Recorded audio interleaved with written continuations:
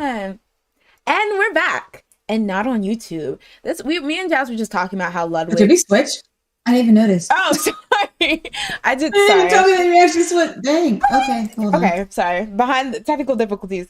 Ooh, wait. Sorry. There's another like version of the podcast, whatever, another episode playing on YouTube right now. I'm like, I look kind of good. I need to go back to it. You know, we love self-confidence here. Need to Like, go wait a back to second. that. No, but sometimes I'll be like trying to like look through videos to like edit footage, and I'm like, damn, that was a fit. Can I recreate that? Low key. But yeah, once again, thank you for the 10 months, C-Star. I always appreciate everyone's support. But yes, we're here tonight. This is where we're gonna be. I don't know why YouTube keeps giving me problems. I'm gonna have to look into that because I do like keeping the K-pop or the Sleepy Idol on YouTube just because it gives a chance for everyone who, you know, knows me from K-pop stuff to see it. But, you know, Twitch is good too, and it's working unlike YouTube. So that's that on that. So we did talk a bit about Thanksgiving. You said you had stuffing and mac and cheese. But I always have mac and cheese, and so that was nothing special. Like I eat mac and cheese like weekly. But like baked, was it baked mac and cheese? I'm just presuming. Yeah, it's always baked. Oh, okay. I thought you had like so wraps it's or the something. same. Oh, Oh well, no. Oh no. My mom just makes a lot of mac and cheese. mac and cheese is So really there's good. that. Mm. But stuffing's like the only one, like the only, I guess, uh Thanksgiving food that I really ate. I also make corn casserole, and I like that, so I eat that too. Corn. Oh, so you cooked something? That's good. I didn't. I felt kind of bad. I mean, it's the easiest thing. It's literally Jiffy cornbread, a can of corn, a can of cream corn, and then a cup of sour cream, and then cheese. Oh, okay, I was gonna say, is this a sweet or savory thing? It's savory. Oh, okay. Because when you said cornbread, I was like, oh wait, it's sweet and it has corn, like actual I corn. I'm I'm also not the person who answered that. I feel like I never know. I would call it savory. I think it's savory. I think, No. yeah, I think it would be more savory. Although I know in like Canada, okay, I heard this. Canadian people don't come for me, but like sour cream, because you use it to like bake, it's seemed as more as like a dessert thing. I don't know. I saw this Tim Hortons Justin Bieber Would you commercial. bake with sour cream? Yeah, right? Canadians, have my back. I just know you put sour cream on like potatoes. Yeah, well, I do that. Like I put it on potatoes, like tacos and things like that. But I'm pretty sure you Yeah. bake with it because there's this Justin Bieber commercial. He's making like these Bibettes or whatever he called them, like little like donut holes. I don't know what they are, Oh, but one I of think it's the sour cream. yeah, it's like one of the flavors are like sour cream and cinnamon or something crazy, and everyone was like, all the Americans were like, ew, but then like some Canadians were like, no, that's a thing. That's what we do. That's what we eat here. Listen, I'm not trying to cover you guys' tradition. I'm very respectful of my Canadian brothers and sisters. Amen. Oh, everyone's saying the Miles Morales movie dropped. I watched that, but I cannot What remember Into the movie? Spider-Verse. Or not the movie, the trailer for the next one. Oh, I was like, what? Where was the trailer? It's streaming on Twitch right now. You can watch it. I'm so confused. I was like, did the other Spider-Man movie just like drown it out? That makes no sense. Okay. Speaking of I that, didn't even know they were making another one. yeah, me either. I mean, I feel like I didn't know, but it made sense because I remember people were obsessed with that movie. I liked it. I did enjoy it as Yeah, it was somebody really good. who's I thought it was like such a good plot, like with all the Spider-Mans. But yes, everyone, happy Saturday. Today we're having the Sleepy Idol on Saturday. I need to know though, everyone, what are we snacking on? What are we drinking? Today I'm drinking a orange margarita. Some ASMR for you. Just kidding. It is Gatorade Zero. I think I'm sober because I really don't drink anymore. Oh, But I drink way more than I used to, and I think it's because I'm home, and my mom will just be like, "Wine," and I'll be like, "Okay." wine's good. But is it like wine, like Truly's, or are you like throwing back whiskey shots Oh no. or tequila It's wine. shots? Okay. First of all, you need to pick like 2 drinks I don't even drink. I mean, whiskey maybe. Tequila, I hate. I hate tequila. Oh wow. Why don't I think you like tequila? I'm a vodka drinker. Oh, okay, yeah. Vodka. Vodka shots. Yes, but no, not really. No. I just do wine or White Claw. Yeah, basically, like it's just light. Like I don't have the fortitude to do anything that will actually get me messed up. Like the most I'll do is like a truly. Even I tried those like White Claw surges that are like 8% or whatever, and there's like a harder version of Truly, and I actually got sick. I was like, this is too much for Really? me. Yeah, I've become just like a really Oh, lightweight, which I guess is a wow. good thing. Yeah, I don't Is it know. good? I mean, the way I would drink in college was not very sustainable, but I had like a really high Hmm. tolerance, so it'd be like it'd be crazy. I would like I didn't do any of the things that they tell you should do. Did not drink water, would mix, just very reckless. But then I would still wake up at like I know what's 5 happening. a.m. and be like, "Hey, y'all want to go to the like cafeteria or whatever?" Like it would be fine.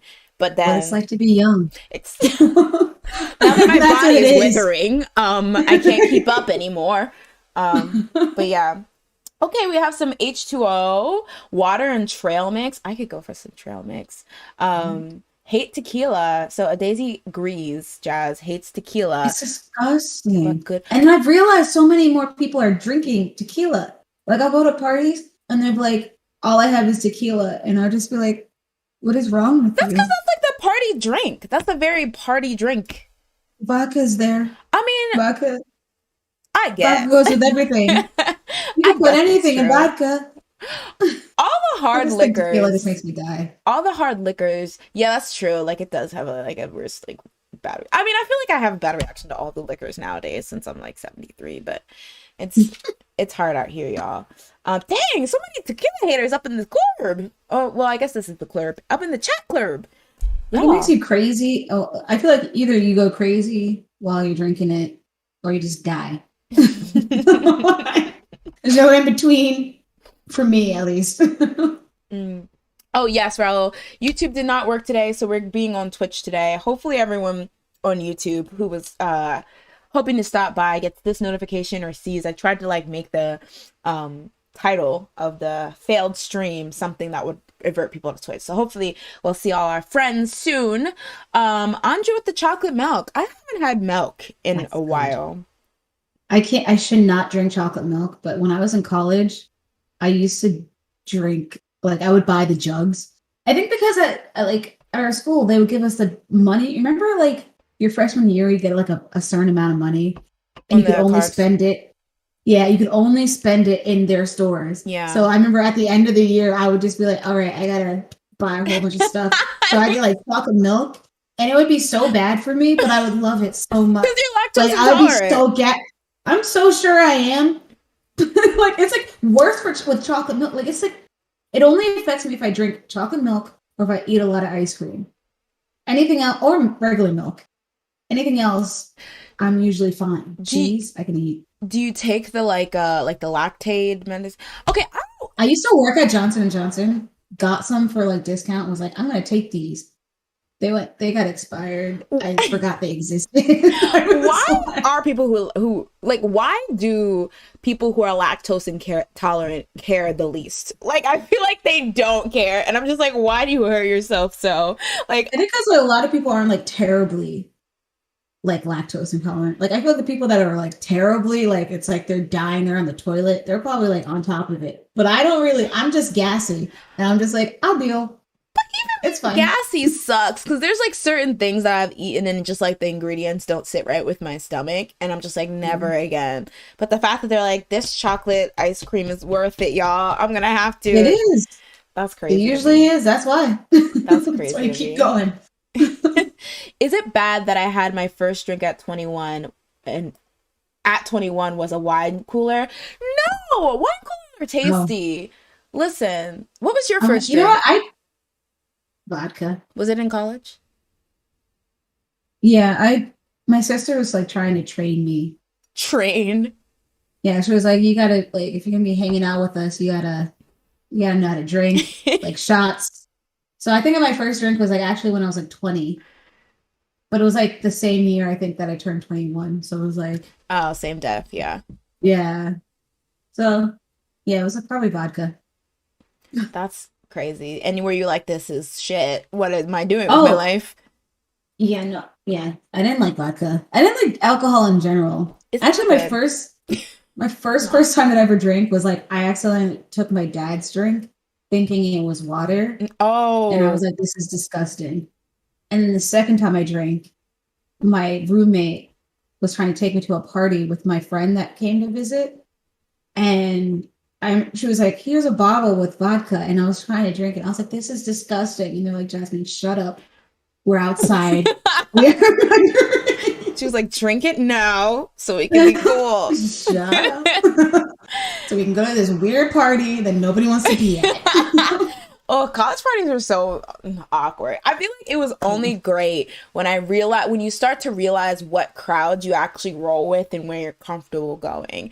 That's when, like, definitely not a frat party girl. The girls on my floor were, so that's where they would like go, and I would just go with them. Always so awkward. Always so awkward. But yeah, I think my first drink was when I was a freshman in college. It's kind of hard. Listen, I'm not a proponent for underage drinking. That's why I think it's actually really cool, Andre, that your first drink was when you were 21, because not that I'm like, Scout's honor or anything like that, but if I could go back and not drink as much as I did, I would not, because I feel like bodily wise, I suffered from it. And like, there's a point where I was very dependent on it to be like loose at parties, which was not great. So yeah, I'll just stop there. But wine coolers are delicious. I feel like I used to drink those a lot. They're great. Like, I don't know why people like crap on like those like anything fruity or not very alcoholic tasting. I think, well, for me, I can't do them anymore as much because they give me headaches. Anything with like fruit and sugar, it just like, I can't, unless it's wine or a White Claw. Like, where it's like not a lot of sugar. Yeah, that's true. Like, because I haven't really had many drinks, but in like retrospects, the super sugary ones with alcohol, I'm like, that sounds disastrous. Like, sugar with alcohol, that's a lot. But yeah, so we can just jump right into the first topic. And that is, I'm sorry, I'm like low key a mess. Okay. So our girls, EVERGLOW, they're in a bit of a plagiarism controversy. So as you guys know, EVERGLOW recently made a comeback on December 1st with a new album with the lead single Pirate. And almost like immediately they were swept into controversy, specifically plagiarism, but not plagiarism of the music, plagiarism of some of the fashion that is featured in the music. So the story goes, let me real quick gather my notes. That a fashion brand, Windowson, called out, okay, is it Weihua? That's their entertainment label? Is that how you say it? Weihua? I always thought it was Yuhua. Okay, well, I can't speak, spell, or read, and y'all know that. It might be way. I looked it up once. I should probably look it up again. And now I'm just like, oh, I'm actually not sure. But let's just say they called out EVERGLOW's entertainment company's stylist for allegedly plagiarizing one of EVERGLOW's music video outfits. So let me move to the actual outfit. So this is just a picture of the post. It was an Instagram call out. And so essentially the designer wrote, with the release of the girl group EVERGLOW's album, we noticed that a Windowson corset was featured in their new music video Pirate. It was never supposed to happen because the corset was a custom piece I crafted for Jolin Tsai's Ugly Beauty tour in 2020. And I believe she's a C-pop artist. Plagiarism is simply wrong and unacceptable. So Jolin, she's on the side, and then you have Iran from EVERGLOW, and she's showing that basically she didn't design that and they totally copied. And so this is just a close-up of the actual Instagram post. So they further demanded that all the visuals and shots of the garment to be deleted, and that EVERGLOW's entertainment company and their stylist team take accountability. So going back to the picture, what do we think?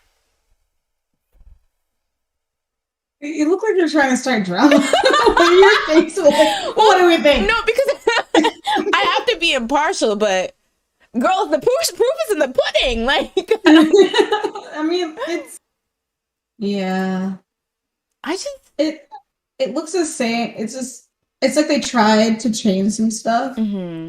thinking it would be enough, but it was just like, no. It looks like you just took their thing and then added stuff to it. Or took away stuff and then added stuff. Yeah, it is giving.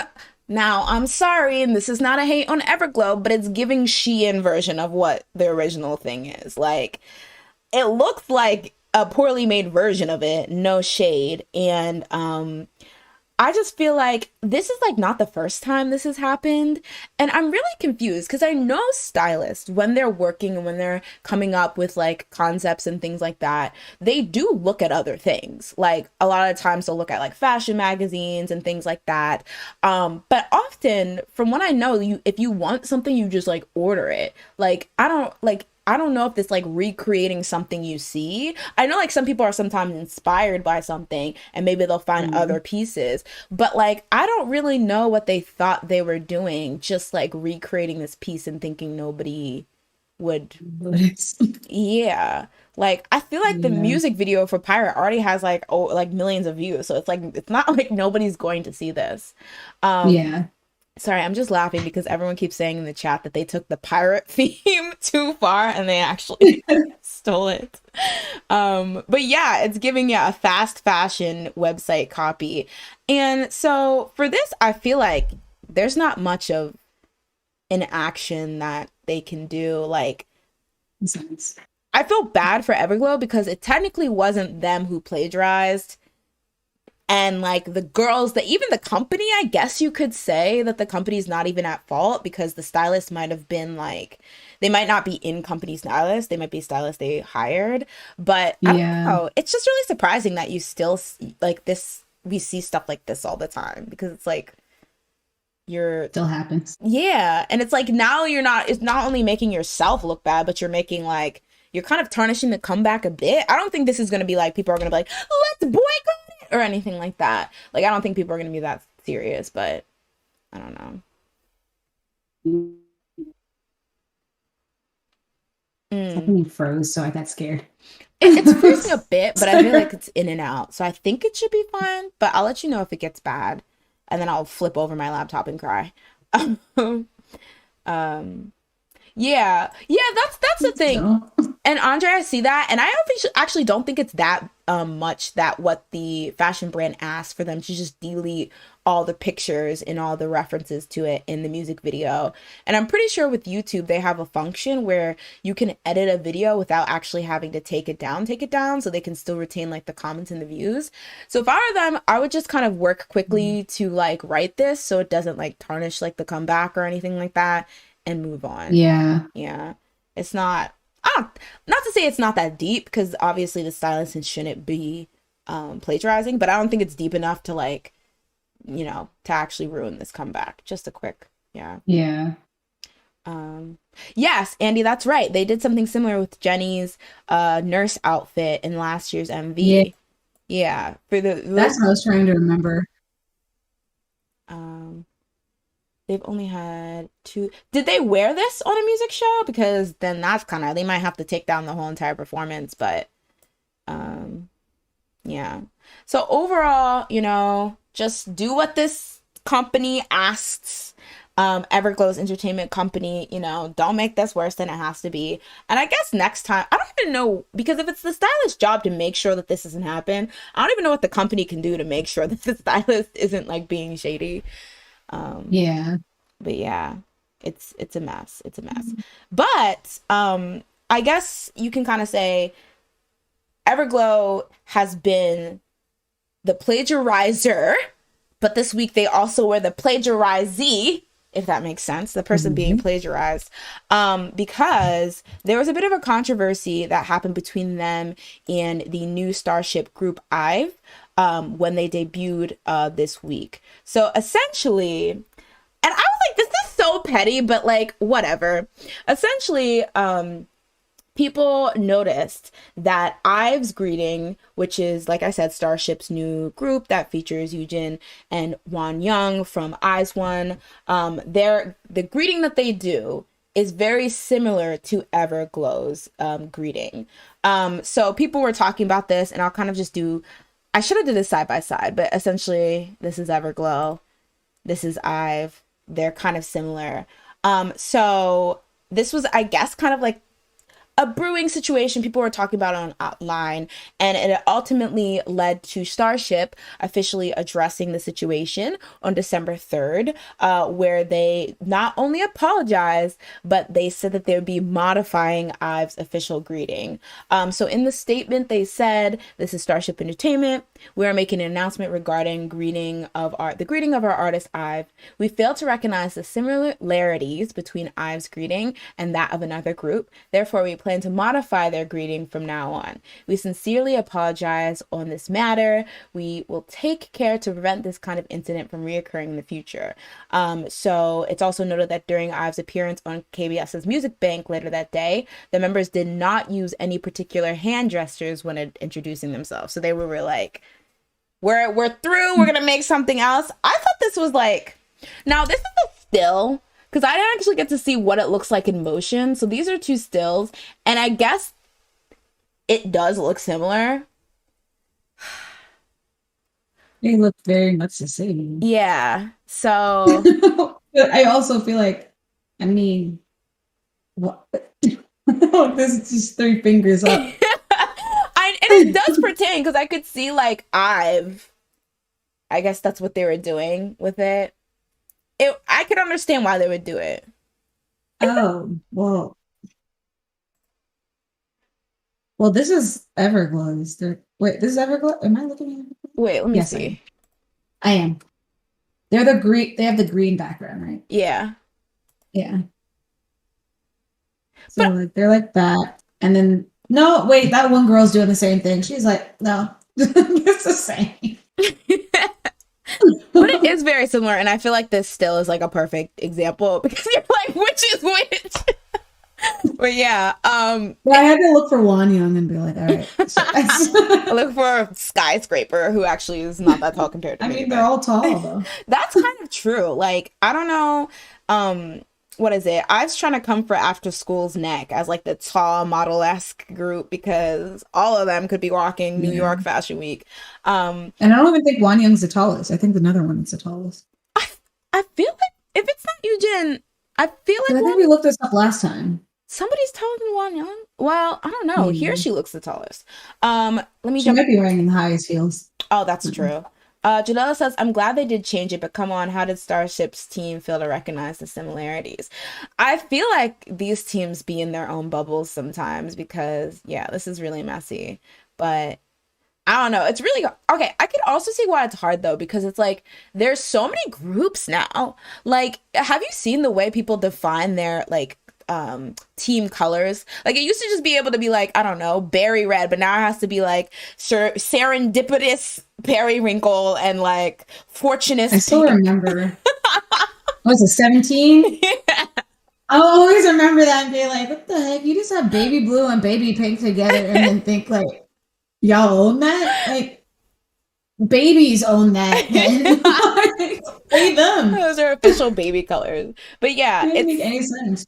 It's hard, and I can see people like, you know, kind of messing up. Their team should be more on it, but at the same time, it's just good that they responded and just changed it. Like, didn't let this go on, because I remember when Shinhwa and iKON were going back and forth, because YG didn't want to change iKON's color, and it was really similar to like Shinhwa's, and that was just so messy.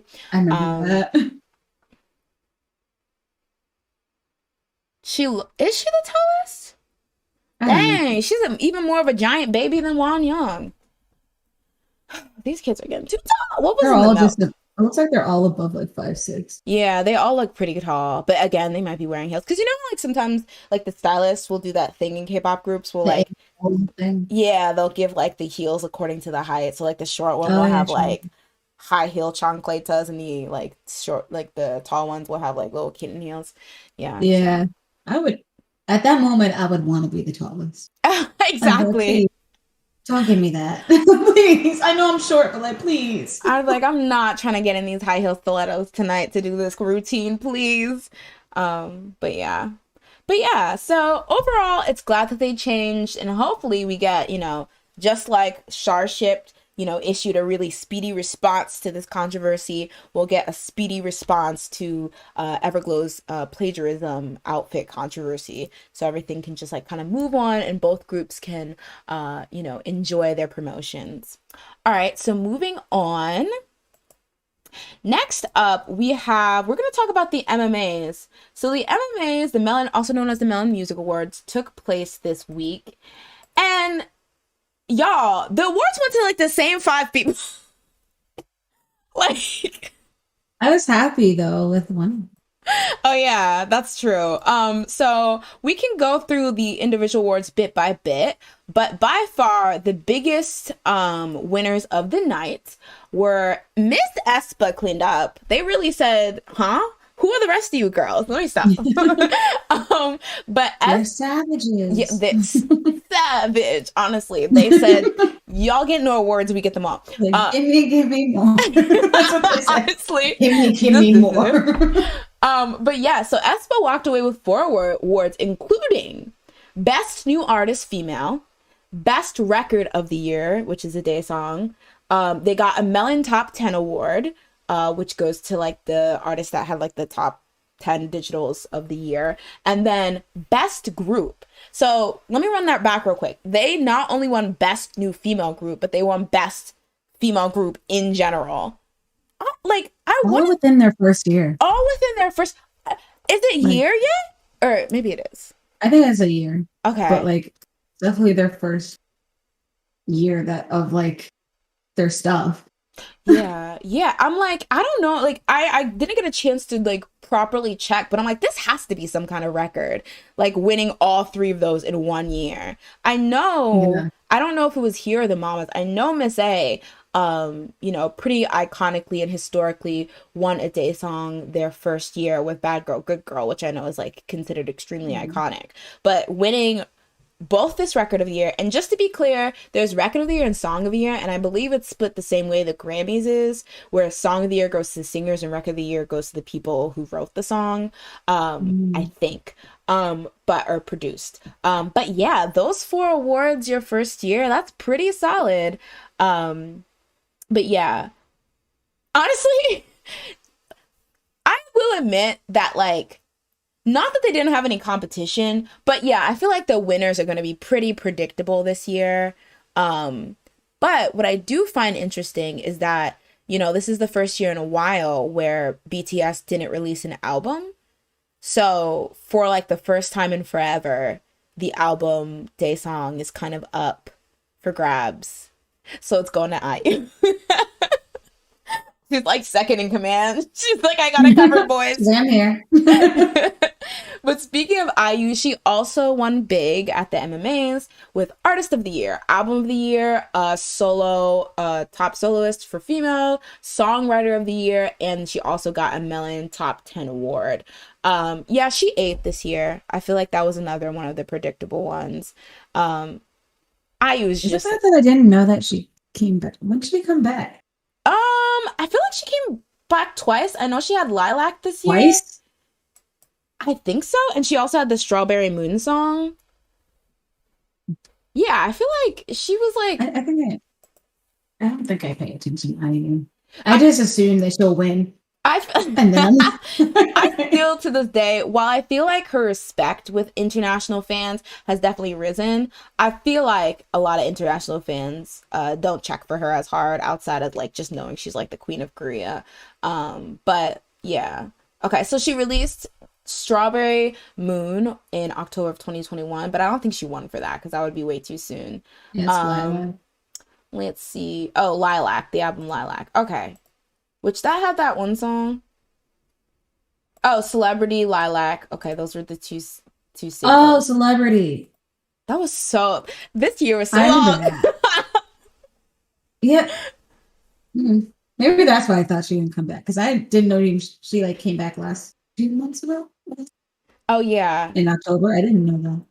I really like that song. That's why I was interested because the Strawberry Moon, that just sounds cool.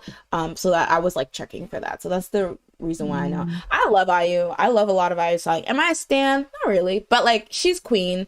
And I do always kind of like think that she is a perfect example of like a company that doesn't like give up on their artists like quickly, because she debuted in 2008 and I don't feel like she really popped off until Good Day, which was 2010, and that's only 2 years, but she was like kind of like really not popular, and I feel like they believed in her in the sense that she was very, very talented. And I remember she would always like be going on shows playing her guitar and doing like acoustic versions and stuff like that, and they would like, you know, really like try to push her, and I feel like she really found her footing like with the like Good Day type musical type songs. And then, you know, it's cool to see somebody like, it's a female artist that is like so like, you know, has the whole country whipped and is always doing well, and then also is like a songwriter. Like, it's just triple threat. But yes, Queen snapped. Oh wait, I am not even using my, all right, so I mentioned Aespa cleaned up, IU also cleaned up, and then of course, no surprise here, BTS also did really, really well. I think they won the most awards of the night, including Song of the Year, Best Group, or they might have tied with the amount of IU, because IU won 5, and then they won Song of the Year, Best Male Group, Netizen's Choice, and they got 4. Melon Top 10. If you're including the Melon Top 10, and then Best Collab with Coldplay. Yeah, okay. Yes, 5. So I think, yeah, they tied IU with 5. Once again, no surprise there. If it's a year that BTS is eligible, they're going to win Best Male Group. Netizen's Choice. I mean, I think it's because the thing is, if you win, like, what did they win? They won Song of the Year. But it's just like, I feel like because they're like the most internationally known K-pop group, that by default, they're How always does that matter? I mean, how was that? So sad. I actually like Butter more than Dynamite, and still I'm just like, I wouldn't put that as well, yeah, Song of the Year. I actually but also I don't know what I think. Yeah, honestly, there was actually maybe Next Level. Yeah, honestly, that's what I was actually going to mention. There was slight controversy. I'm not going to say it was super controversy, but there was slight controversy on the fact that Aespa didn't win next Song of the Year for Next Level.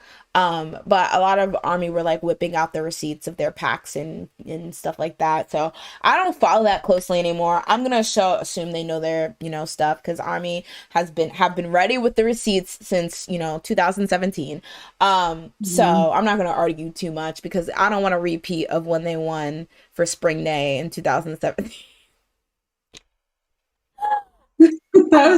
I forgot about that. That was a moment. That was a thing. Scary. That was a lot. That was the one time where I was like, maybe I need to step away from the K-pop game, because I'm scared for my life. Also, Imu-chin, he also won quite a few awards, including Best New Artist Male and Best OST. He had a song from Hospital Playlist 2. I actually haven't listened to it, but I've been hearing, I think I've seen it on Melon. What did you call it? What is this? Hospital Playlist? It's a drama. It's about Why some is doctors. It called? I don't know. If anyone knows like the plot to Hospital Playlist, let me know. Or has it like watched a it. Group of like doctors, and then they share a playlist of Spotify? So seems so weird. I read a small excerpt of it, and I know it's about doctors. Okay, so the synopsis on the synopsis on Wikipedia says the series follows 5 doctors in their 40s who have been best friends since they entered medical school in 1999. The story revolves around the group of friends as they embark on hospital adventures, including medicine, music, and relationships.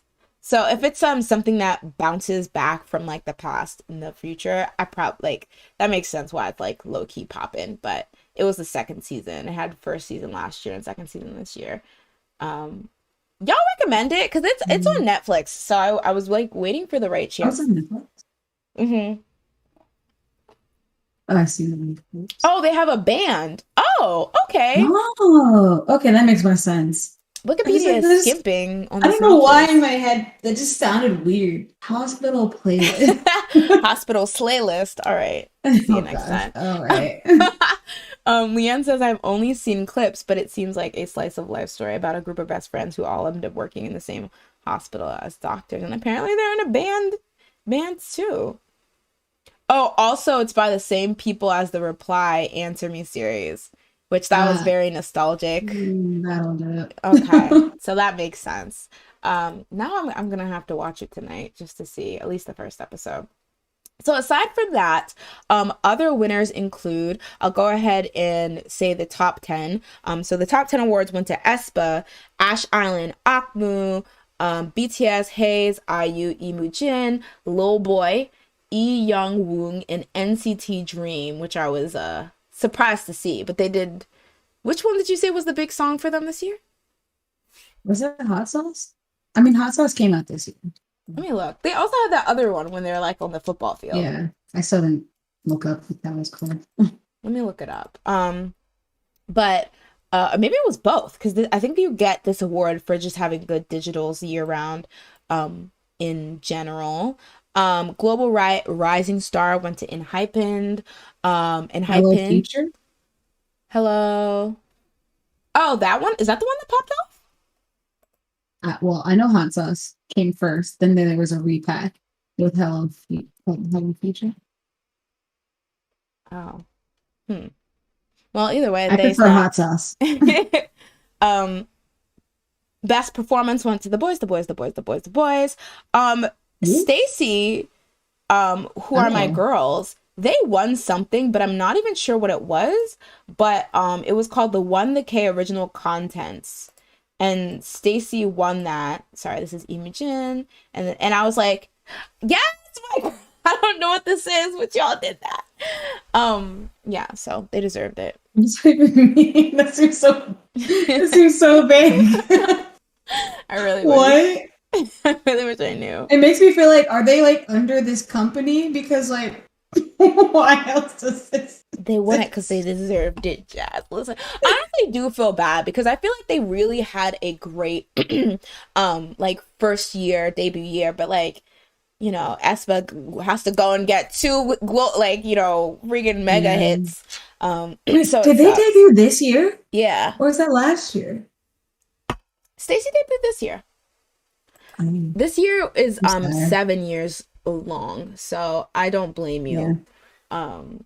It's always the first. Oh wait, they debuted last year. Slow. Okay, I'm fake. Okay, but it was November of last year, so they only just got there. Oh, so they debuted the same time. Oh, okay. Wow. Dang. So they're really rivals. Born to be rivals. I think they popped up first before Aespa. Oh, that's why. Yeah. Because Aespa had the Black Mamba, and then everyone was like, okay, whoop. We're like, all right, the first SM group to flop. And then Stacy had the ASAP. So then everyone was like, woo, get that. Great song. But it kind of reminds me of the year G-Friend came out with Rough, and then Twice came out with Cheer Up. It sucks because I feel like that was the same year. Rough was one of the first big hits of the year. And then Twice, yeah. It's like that was such a huge hit, but then I feel like it low-key got eclipsed by Twice, and I feel like they didn't really get to win a lot because Twice won all like the Album of the Years and the Song of the Years awards. So it sucks. But I really hope that they still know that they did very good for their first year. So yeah. All right. So that was it. Listen, I don't know how invested I'm really gonna be for award shows this year, because I saw that Mama lineup and I was kind of like, good, but also where is everyone? Or I guess where are the idols I grew up with? But we'll talk about that a bit later. This next one I wanted to talk about because it's my favorite messy Twitter, K-pop stan Twitter, Instagram stan Twitter, what? K-pop stan Instagram or whatever mess.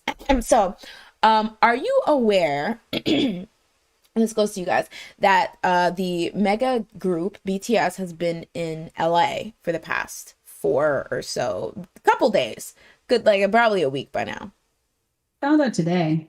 Really? I was watching something. Oh, I was watching a clip, and then somebody was like, yeah, I just went to the BTS concert the other day. And I was like, oh, That was yesterday. Wow. Maybe it's because And who then I I saw follow. something about the. Oh wait, is it what you're about to talk about? I probably just Mm-hmm. read it here. Mm-hmm. Yeah, and then I read the other story today, and was like, oh, Wait, there was another interesting. story about something that No, happened the in the. one. Oh, okay, No, this no, it was one. just somebody saying that they went to the concert, and I was like, oh, that. Oh, I was not paying attention.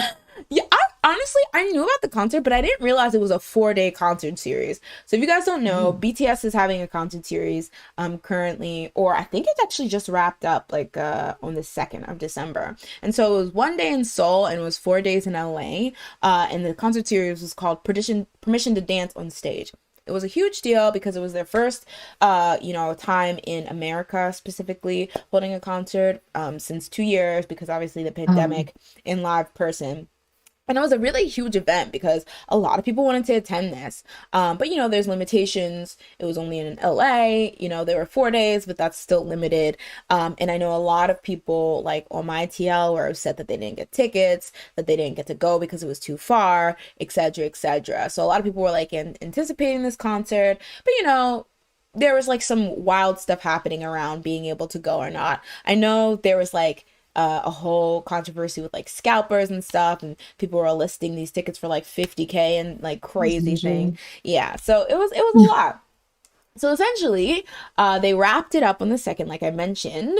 But the concert series unfortunately did not end without controversy. So this controversy in particular arose when a 10-second clip of a concert goer, which we later learn is actually a Twitch streamer named 39 Daff, went viral. So I'm going to just play the clip in question. Jazz, since you've seen it, I think it's fine that you might not be able to hear the clip. But I'm going to real quick put it on and we'll see what exactly all the hubbub is about in terms of this stuff. All right, so hopefully you guys can see well because it's in black. But I was gonna say I hope YouTube doesn't copyright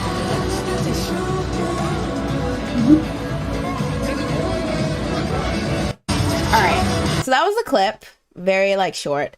And so if you guys didn't catch that, essentially what it was is the Twitter user and also a Twitch streamer, and I'm assuming friend of this other Twitch streamer, 39 Daff, uploaded a 10-second video clip, and she added the Twitch streamer 39 Daff, and essentially it was them at the BTS concert, and then later in the video she cuts to 39 Daff playing what people realized was the mobile game Cookie Run. And so this kind of went viral because while people found it funny, like here you are at one of the most sought after concerts of the year, and you're sitting there playing like a cheap ass mobile game. Well, unless you want to sponsor me, and then you're a great mobile game, but like a random ass mobile game Cookie Run. And this is where the story was a bit lost on me because there's a kind of like two sides of people saying why this blew up.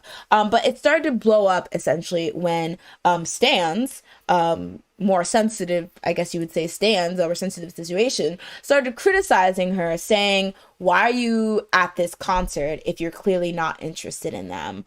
A lot of the sentiments I saw is that people were dying to get these tickets. So it's like, if you weren't really going to care, why not give the ticket to like a fan that would care? And even if like, you got invited or something, why not be respectful and actually pay attention? It's an amazing show. They're like working hard to put on a good show. This is super, super disrespectful.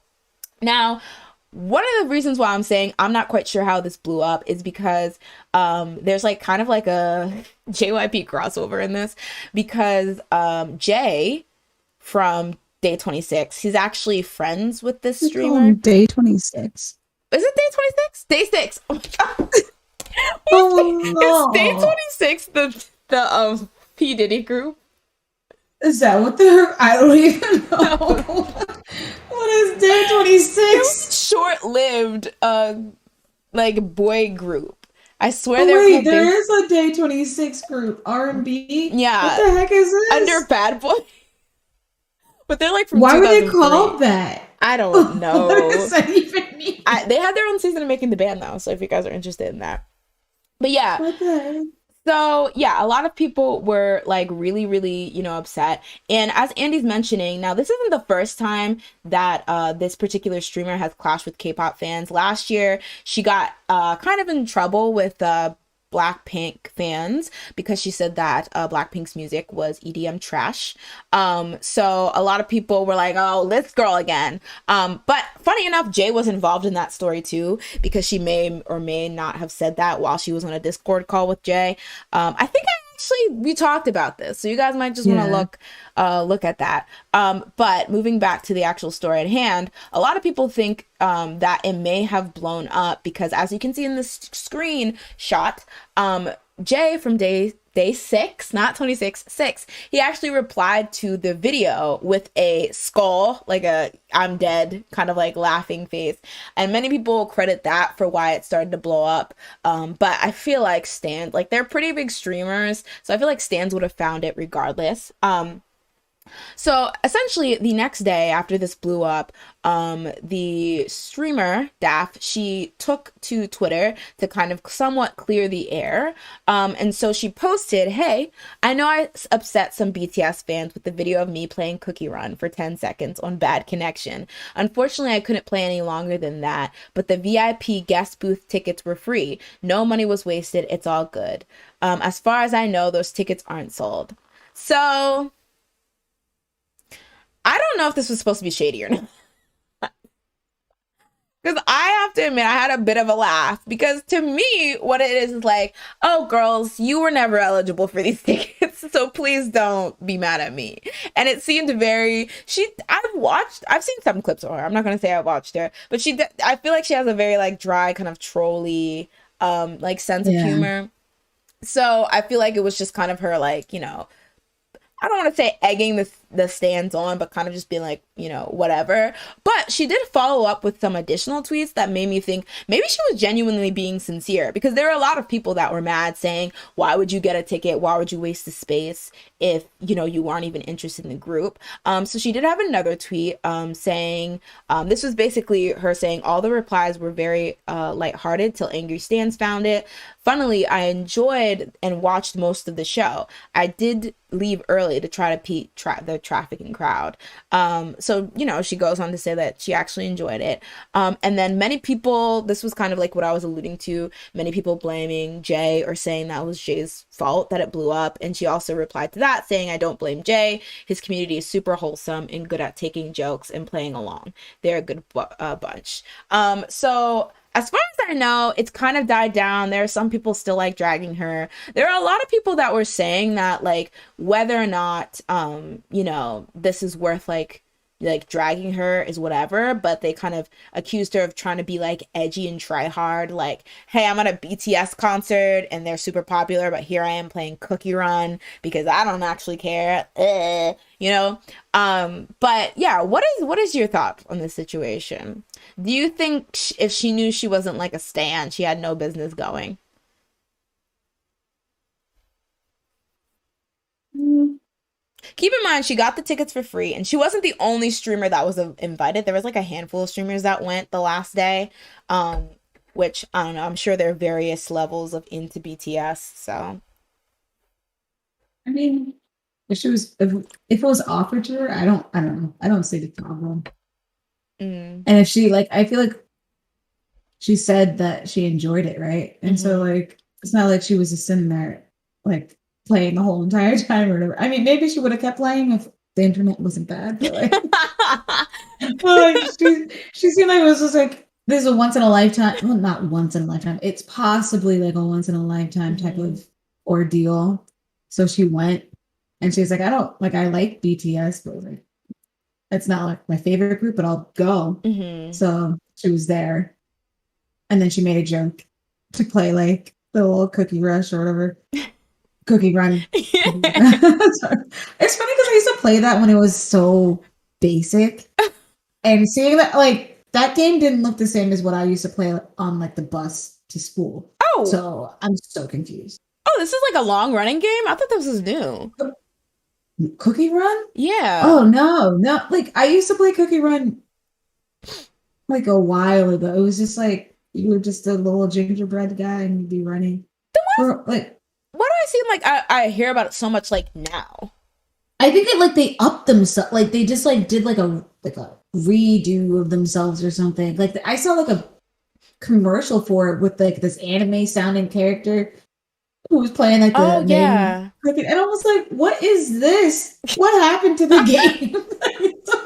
They done glowed up in 2021. I was like, it's been like 10 years, I guess. So I guess they had time. But Oh yeah, god. So she was playing the upgraded version, so you have to cut her some slack. No, I feel like the thing is, I like was talking about this with my sister, and I think like for me, well, I would have loved to go to this concert. Well, maybe not now because the Omicron, but like, I feel like I'm past that time that like it would make me like really sad not being able to go to that kind of thing. But I do know there was a time where like, if I was like trying to get tickets to a group, like specifically BTS in my like the heydays of my standing, like I feel like you were there. Like when we were trying to get BTS tickets and I got bad tickets, I was depressed. So I could see people being like, wow, I would have killed, my family. No, just kidding. I would have like, literally like cut off my own toe for these tickets, and here's somebody who got to go and is not praising them. I can see being yeah, frustrated, but what some stands have to understand is like you're allowed to be interested in seeing BTS without being obsessed with them. Like you're allowed to yeah, enjoy an artist casually, and I feel like a lot of it's not fair because she didn't even post this. We don't even know if she yeah, was aware that this was going to be posted. So being mad at her for being caught and uploaded on like known is very strange. But also, not everyone who goes to like a concert has to be a diehard stan. And if that's what you think, you're yeah, gonna have to get over it. I'm so sorry because that's just there's industry tickets all the time, like people, really rich people who get favors or maybe have an in with the venue and stuff, and so they get to go to those places for free, and maybe they're just there for clout. But getting mad at every single person who gets in and may not know the name of Yoongi's dog or whatever. Now, a lot of people were saying, to people who were saying it was disrespectful for her to be sitting down and playing the Cookie Run. Again, she might have only been playing it for a bit. Again, if she maybe yeah, halfway through she realized it wasn't her thing, who cares? Like, I'm yeah, not that mad, but at the same time, I understand being frustrated because yeah. I'm trying to think of like an artist that I would be super, super like sad over not being able to get tickets to. Like, I don't know. I can't even think of it. And like seeing that happen, I could see being ticked. So it's like I'm kind of like between two, a rock and a hard place, between two ferns. Yeah. But yeah, between two ferns with Zach Galifianakis. What quick Um, thing? I just like looked up Zach Galifianakis, whatever the fudge his name is. I keep saying it wrong. I Califuchukis. didn't realize he lost so much weight. I like randomly was looking him up like 2 days ago and was like, what the heck? You're, whoa, I haven't good seen for him in you. years. I haven't seen him since the Hangover Exactly. 3.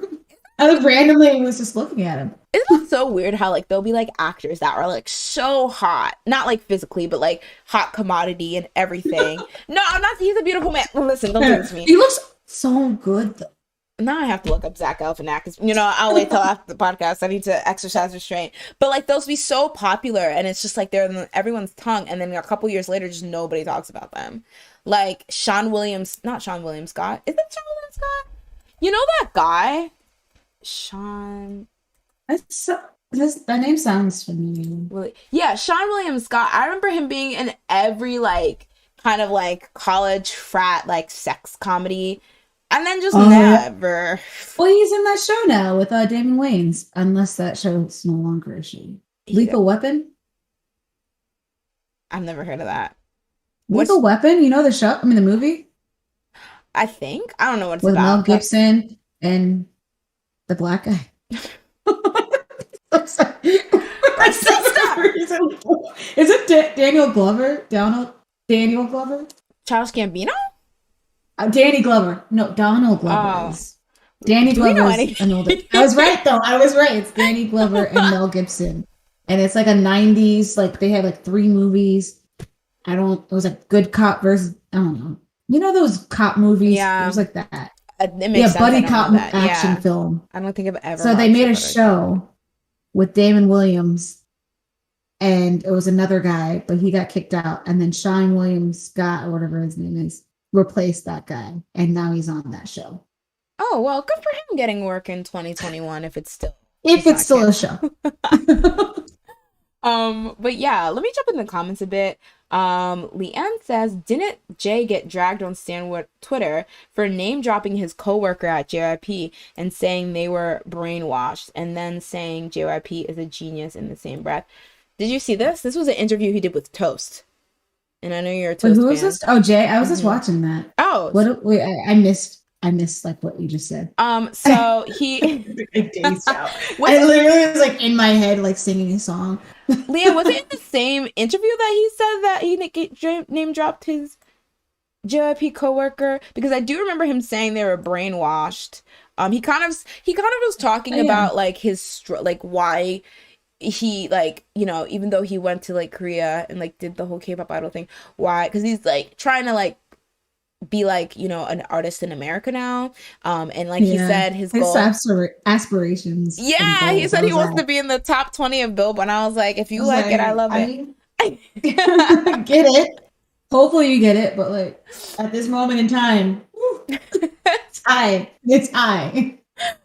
I think this is one of the topics I wanted to talk about last week. But yeah, so basically he like was talking about how like in order, like when you become a trainee, they kind of break you um so they can build you back up the way that they want you to be built or whatever, and how he Yeah, didn't really it like sounds so that. sad. Yeah. But like a lot of people didn't like that because there's like the idea that like K idols are zombies and stuff like that. And I think if he would have like, because the thing is, I've never gone through training, so like I can't really, he's speaking on something he's actually been through in a sense, but I also understand that like he is like using a pretty broad stroke, so it's like you can only speak on your own experiences. Maybe some people don't feel like that's what happened to them, but he Yeah. feels. But I also feel like a lot of people are kind of, they just feel uncomfortable when people talk about like some of the harsher things of K-pop, because there's like this kind of tendency to kind of like, I don't want to say fetishize, but otherize like Asian like countries and stuff like that. So making it seem like, oh, like they make it so robotic and stuff like that, as if like Western entertainment companies aren't the same. Yeah, I was gonna say it seems weird when people get upset about K-pop stuff and say like, "Oh, they're robots," but it's like they do that here a Yeah. lot. Like, you know how many celebrities have like? There's Britney Spears. Like, she didn't want to be like that. Probably. Like, I'm Oh yeah, that's sure she didn't true. want to do all that stuff, That's true. but she was forced to do it. She probably didn't want to sound like make her sound like that because she didn't sing Sing like like that. I was just that. recently. I was just this week randomly like looking at how she used to sing, and I was just like, this is so weird. I was like, I wonder if they made her change her voice because she sang a little too similar to how Christina Aguilera kind of sang. Whereas like they It's had kind like of this has. kind of, yeah, like a bit, like they made their voices like kind of bigger and whatnot. Hmm. And I was just like, it's so weird, like how you can just tell someone, just be like, don't sing like that. You're not gonna make it here. Like, just sing like this, sound like this, and just change your whole entire being. Yeah, especially because Your it whole was like entire career. worse. I feel like they made her sing Yeah. worse. So that's an interesting like thing to do. But yeah, it's really okay, guys. I'm trying to make this a headline, but it's not. Okay. But yeah, that was very, very weird. But at the same time, though, I feel like people also have to be honest that we know that you know there's some shady stuff that go into K-pop, and I feel like always Yeah. being so defensive when that comes up is really unfair to people who are trying to say their story about how they did not have a great time and maybe were suffered from like hardcore mental strain or like things like that. So it's kind of like a double-edged sword, but I can kind of see both um Yeah. fine sides of it. Raul says, do you have to be a stand to go? And also not everyone's gonna like BTS the same way. Am I not missing something? It's what happens when a lot of the stands are like obsessed, like really hardcore stans. And, you know, I'm, you know, like, 'cause, you know, there's artists that you like, and like, if you were to get a concert ticket, you're like, I'd be fine with being like P3, P4. I don't really care. I'm just here for the music. Versus like, some people are like, I need to be as close as I can, and blah, blah, and I have to do this and blah, blah. Like, yeah, basically, you can like people different varying things, and that doesn't mean one person deserves to go to the concert more. I remember that used to be like a big thing. Like, when certain artists would come, people were like, wow, that's so funny. I've been a stan for 5 years, but somehow these people who've only stan for a year get concert tickets. And I'm like, I mean, it sucks, but also, like, what is that person supposed to do? Like, anyway, but it's just a mess overall. Yeah. Yeah, she can do whatever she wanted at the concert. She got free tickets too, but also I can see where some people are coming from. They might think she knows what she's doing, or what kind of reaction she might start. She might be starting by posting things like that. But then again, some of these fans take things way too far. Yeah, why not be a little... I feel like it's one of those things, like, if you're gonna solicit a ridiculous response, some people are just gonna, like, be like, I don't care, because you're just doing too much, like, regardless. Yeah. So, I mean, like I said, it seems to have more or less died down, because, like, the concert's over, people have moved on, but, I'm not sure if she said she got death threats, but I know you can kind of see in the comments less than savory people, and people like commenting on her character. But I also think it might be a mix of the fact that she did get into that whole issue with Blackpink, so people kind of know her as like an enemy of the K-pop community. So, but yeah. This girl I know went to a BTS concert, and she likes BTS, but she said she's been to better concerts, other K-pop concerts. Yeah, and it's like, for some reason, comments like that will get you killed on Twitter. It's like, that's crazy. All right, so moving on to the next topic. Let's see. Oh, yes. So, as y'all know, at the end of the year, Spotify gets attention from everyone on the internet because they have this, I don't know what you say, event, I guess you could say, thing that they do called Spotify Wrapped, which is basically a summation of what music and artists you listen to the most this year. So I didn't know they did this, but I guess they do this per genre as well. So I just wanted to look. Wait, what? I don't know if it's just K-pop, but they had one for K-pop. Global K. How I didn't have that. Oh, no. This was like, I don't know how you access it, but it wasn't like, I don't think it was something you could see yourself. I think this was like something they released on their like Twitter. So I don't think it's like you could type in and be like, oh, what is the K-pop Wrapped? But so it's universal. Yeah, it's universal. It's like global. So across the music that was being streamed all together on Spotify, these were like the top. And that's okay. So I think it's Jazz already has like some words. So I feel like this is not that. I think the last two kind of surprised me, but yeah, for the most part. But yeah, so for the artists that were globally played the most in the K-pop genre, we had BTS is number one, no surprise. Blackpink, In Your Area, Twice, Stray Kids, and Tomorrow by Together. The top three, is no brainer. But I know Stray Kids was stays. Y'all out here. So I'm confused. I think that's what I looked at. I was like, okay. Okay. But yeah, so that was I'm the out top. of touch, so I don't know. I'm gonna link you guys to the Soompi article for the full list. There's quite a few people here, so I don't know if it would make sense to go through all of them, but some of the others that round off the list, I'll just go through the top 10. IU at 6, 17 at 7, ITZY was number 8, XO, well, I guess because this number is solos, I was like, without a damn shred of content, but you know, they had those. And then we had at 10 Red Velvet. So that's an interesting list. Good to Stray Kids. Okay, come through, Stray Kids. Stays putting in work. But yeah, that surprised me a little. I feel like But I feel like the list makes sense. Like, I feel like it's the groups that I hear about really often. Dang. Blackpink's Rose and Blackpink's Lisa also placed separately at 17 and 19. That's pretty cool. J Park is 30.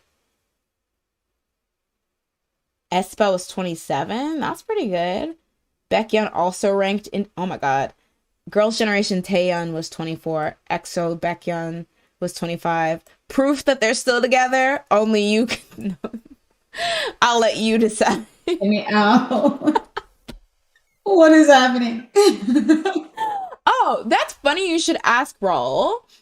Because I actually have me and Jasmine's here as well. I will I'll real quick do the top songs globally, and then we'll get into me and Jazz's individually. So the top songs globally were Butter by BTS, Dynamite by BTS, Permission to Dance by BTS, Life Goes On by BTS, and How You Like That by Blackpink. Now, Is it bad? No, I want to hear what you're going to say. Is it bad that blankety? I don't think blankety blank. But I don't think I've listened to any of this on Spotify. On Spotify. On Spotify. I thought you liked Butter, though. I don't listen. It's not even on my 2021 playlist. Oh. I made it a point because I figured they don't need me, and I don't care about the song.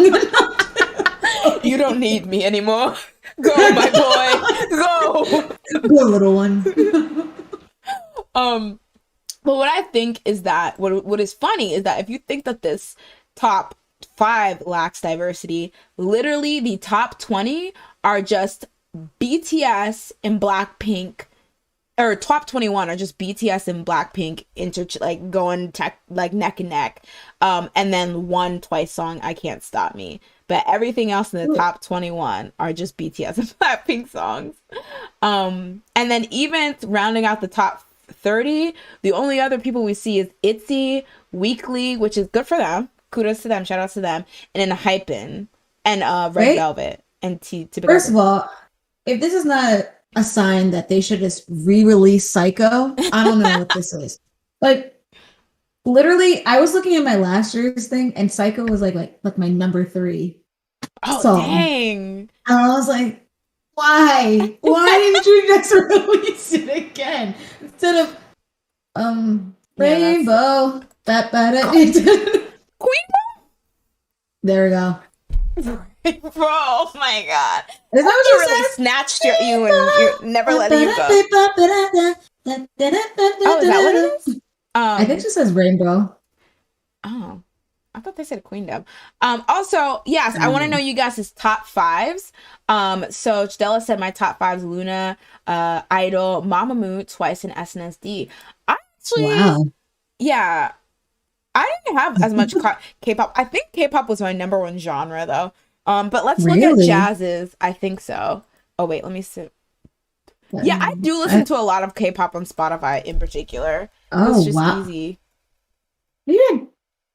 Wow, look at you, BTS fans. Oh wait, Spotify Wrapped. All right, we're doing Jazz's first though. So Jazz had this tiny ass Spotify Wrapped font. Listen, guys, I'm trying out here. All right, so for Jazz's, this first one is Jazz's. Oh, I'll have to make it a bit bigger. Okay, so for Jazz, your top 5 artists were Doja Cat, Little Mix, 21 Pilots, EXO, and JP Cooper. Who's JP Cooper? Honestly, have you ever heard what? Fudge. Perfect Strangers. It's like maybe we're perfect strangers. Maybe the night will change us. I used to love that song for the longest time. Whenever it came out, like 3 years ago, and then randomly, I was just like, it got popular. I feel like this year. So then I refound him and then like added his album. Oh, so you listened to the whole album, not just that song? Yeah. Yeah. Is it on the top song? Oh, okay. So your top songs are Stay with Justin Bieber, which is that Kid LaCroix. The Kid LaCroix? LaCroix. I mean, honestly, might as well be. Just missing one letter. The Kid Pamplemousse LaCroix. Baby I'm Jealous, which is Doja Cat and Baby Rexa, I think. Dang, Yeah. you're a Doja Cat. You're a kitty, aren't you? I love Baby I'm Jealous was like in the beginning of the year it came out and I was like, I've listened to it so much. It was so bad. Like I like both their parts. But a majority of these either are Doja Cat songs or have Doja Cat. Because then you have Best Friend, which I'm assuming it's the one Sweetie featuring Doja Cat. Do It. The remix with Doja Cat. Because she makes it better. Honestly, her I'm not kiss nobody, boy. I got my lip gloss on. That is my. Hers was the only good rap. No offense. Honestly, I mean, yeah, you're right. Well, I kind of liked what was the one? Mulatto.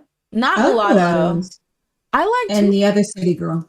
Yeah, who was the one that was like sitting outside and Fally, Chloe Halle? The one that can rap. The other one, JT. Okay, that's what I thought. Yeah. But because you could tell the other one when she comes on. Because the beat, the rap and the beat just do no longer. She's like the beat. I don't want to find it. All right, let's go. But your top genre is dance pop. Jumping back into the comments, we have Andy. Top artists were Shiny, BP, Belle, Twice, and Kang Soo-yoon. Wow, that is like. Do I not listen to a lot of K-pop? I feel like everyone. Soo-yoon from like Winner. Yeah, he released an album. I don't know if he released it this year, but I know he does have solo work. I like his voice, so I know he like was a soloist first. I think. Oh, because he was like from K-pop Star, or he was in one from. They got him from one of those audition programs. Okay. Yeah, totally Holly. He released a lot of songs. Oh, these are production credits. Oh, I think this discography in order. Okay, he had a song called Aya from the album Page. Oh, yeah, he released an album in March 29th. It was called Page. Oh, and it did pretty well. It sold over 100K units. Actually heard of that. Dang. Weren't you a Winner Stan at one point? About 2 seconds. Dang. When'd you hand in your Stan card? I like that Empty. Their first song. The toe tapping and turtlenecks ballad. I love that. That was a good song. Yeah, I think Doja Cat also had a really good year. Plastic Hearts by Miley Cyrus was really good. People keep saying that. People were big mad when she got snubbed or she didn't get any Grammy nods. Well, who? Miley Cyrus. Plastic Hearts. Released something? Plastic Hearts? I didn't listen to it, but because everyone was that this year? I believe so, because people were mad she didn't get nominated. C-Star's top 5 were G-Friend, Panic at the Disco, Mandy Moore, Mayday Parade, and Leslie Grace. I thought mine was like all different things. What? Mandy Moore and Panic at the Disco. With some K-pop. I love a good throwback, though. I listen to a lot of throwback artists. Raul says to you, Jazz, thoughts on Jessie leaving Little Mix? And her single that she... I try not to. Honestly, I added that to my playlist. You liked it? I like the bad boy. I like bad boys. Bad boys. I like bad boys for life. And then she got P. Diddy in there. I was like, she got a chunk of change between Nicki and P. Diddy. I like the... First of all, she sings very nasally, and I don't know why I did not notice that until now. She's like, she barely sings. And I'm like, what, girl? What are you saying? I think I feel like she always has like the least lines when she was a Little Mix. She always seemed like, I always just assumed she had the least range or something. Because shots fired. It would be like Jade was doing like the high notes. You had Perry, she was just doing everything. Yeah, I was gonna say she's a lot. Put me anywhere, tag me in. And then Leanne, or like I feel like she would do rap and she would sing. Mm-hmm. And then Jessie was just like, man, right. Don't think what I do. Well, you can rap if you want, and then also we have this one note that you can sing, and then she'd be like, all right, get it. Because I feel like she didn't even do like ad libs as much. It's like everyone else would do the ad libs, and then she would kind of like, to come in Dang, for a she got little 2 seconds. exposed. She got exposed as soon as she went solo. Um, But she was uh, dragging them apparently, oh yeah, which I. was That's I was like, I unfortunate. thought this was amicable. Why are you not ruining it for me? That's very I'm a little big unfortunate. fan. Why would you do this to me? Yeah. Okay, but yeah. So moving on to my Spotify Wrapped. So so Crystal K was my top artist, and that's not a surprise. So Crystal K is a Japanese artist who she does still release music actually, but like she was one of my favorite artists when I was like, you know, very very young. And the problem was though is that I never got to see her full discography because you guys know Japan, especially with J-pop, they love to keep that, you know, those songs locked down with an iron fist. And so I only, you know, really knew some of her singles that like I was fortunate enough to either accidentally download on LimeWire or no, download on purpose on LimeWire, but never know the actual names because they're under like the most random stuff. Or like if somebody uploaded them to YouTube, I'd get to see them. So recently, after like painstakingly working, apparently that was like she's been working on trying to get her stuff available on Spotify. And if you're on Spotify Japan, it's always been available, but it wasn't available internationally. There's different versions of Spotify. Yeah, like there's region locked stuff like we would see. Wait, so if I use like a VPN? Well, that's the thing. I don't know if that works because I really tried my hardest to get on Japanese Spotify, but I think you literally have to have like a Japanese account or something. Oh. Yeah, so it's like a lot harder and they'll just gray it out. Yeah. That's really annoying. But yeah, so I'm not surprised that she's my number one artist because all her stuff got released properly like on Spotify. So like some songs I never ever got to hear, even though like, you know, another song in the same album I've been listening to since I was like 13. So I was like really, really excited. So I'm not surprised that she's my top. BTS, I don't know how this happened. I know. How? I don't know. You listen to Butter? She was like, I'm secretly still like a deep stan. I did listen to Butter a lot, but like, wow. I feel like not See, that I much. left my Butter listens to you. That's what happened. I was like, Jay's got this. You logged into my account when you wanted to listen to Butter. I just left it on and then But yeah, actually no, I listened to a lot of their back catalog. I'm just kidding, guys. I'm a stan. But I think I listened to Butter and Permission to Dance a healthy amount of times too. But I always be listening to like their really, really old stuff. Doja Cat, she just has so many good songs. I listen to that Ain't Shit song like every single morning. my gosh. Every time it comes on, I'm like, this happened 1, 2, 3 times too much. Like, I'm so excited. Like I'll be screaming. I'm still like singing it after it ends, and I'm like, I need to stop. This is too much. That song is so good. Twice, obviously, those are my girls. I'm surprised that BTS is higher than Twice though, because I definitely listen to like I don't like that's why I'm like some of this I'm not sure if it's right or if maybe like I left my Spotify running one day and it just went through like a bunch of songs. Because I will say this first song, Elastic, it's a song by this rapper named Joey Perp. I was maybe obsessed with it for a while, for like 2 days. And so I listened to it a lot. Apparently. And I'm like, okay, I'm not even that obsessed. And I feel weird showing people because I'm like, I don't like Joey Perp or this song that much, especially now. So I feel like it's a bad indication of like my actual Spotify Wrapped. And it makes me kind of frustrated. But also Dear Silas. Again, he's a more indie artist. He's like a rapper, but he's kind of like a weeb nerd rapper. He really likes anime, and he has this really cute song called Sailor Moon, which I listen to like 24/7. It's literally that one song that I listen to of his, and somehow that got it. Dang. Yeah. How much are you listening? I don't know. Like, it's so weird. And then my top songs were Elastic, Loving You, which is a Michael Jackson song, Girl You Love, which is a Crystal K song, Savage by Aespa. Somehow, like, I think it did the Nevis Sacrifice. Sacrifices. I know sacrifices.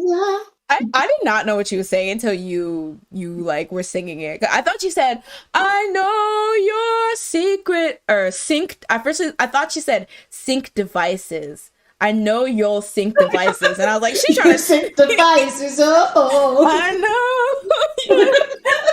It sounds like Coleoco.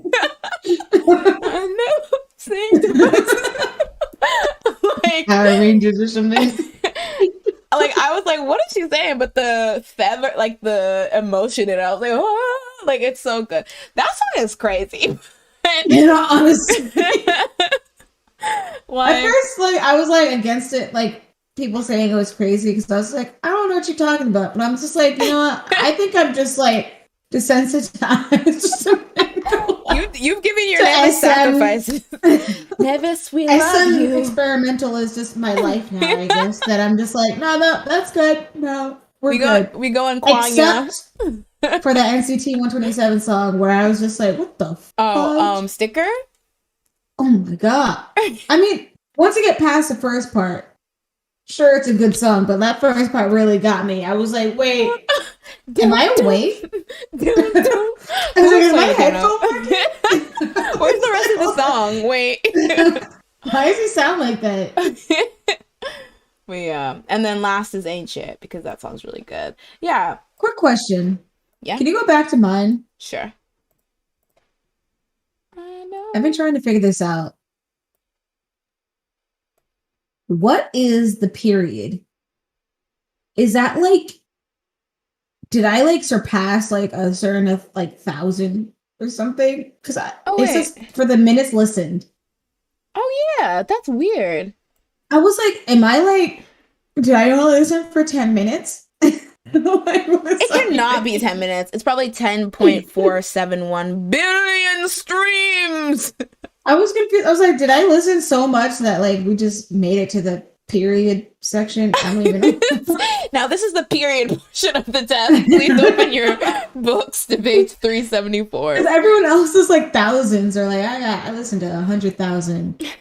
I listened to 3,000. But then there's me with a 10.471, and I'm like, what does that even explain? It's billion.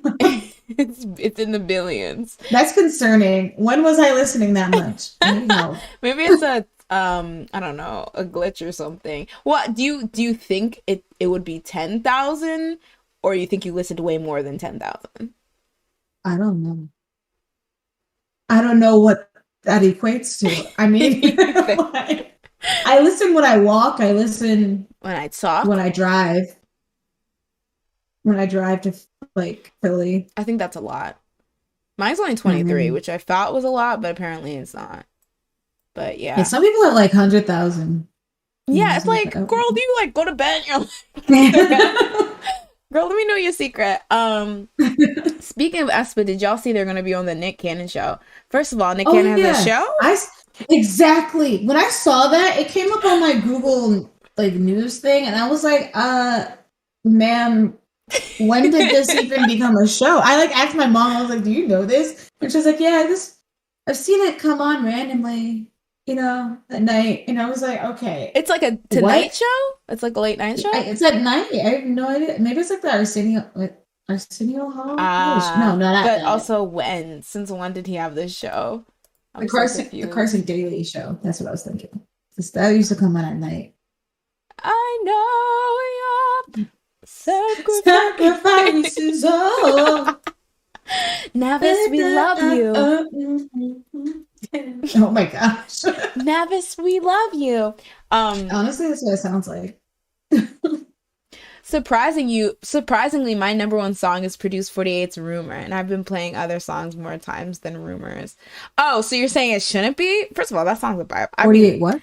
The Rumor, Toxic, or what is it? Nothing whatever. Rumor.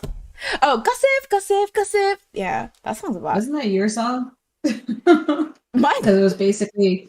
I thought you liked Rumor. I liked Rumor, but I liked another song that was sung during that same like round called I Am.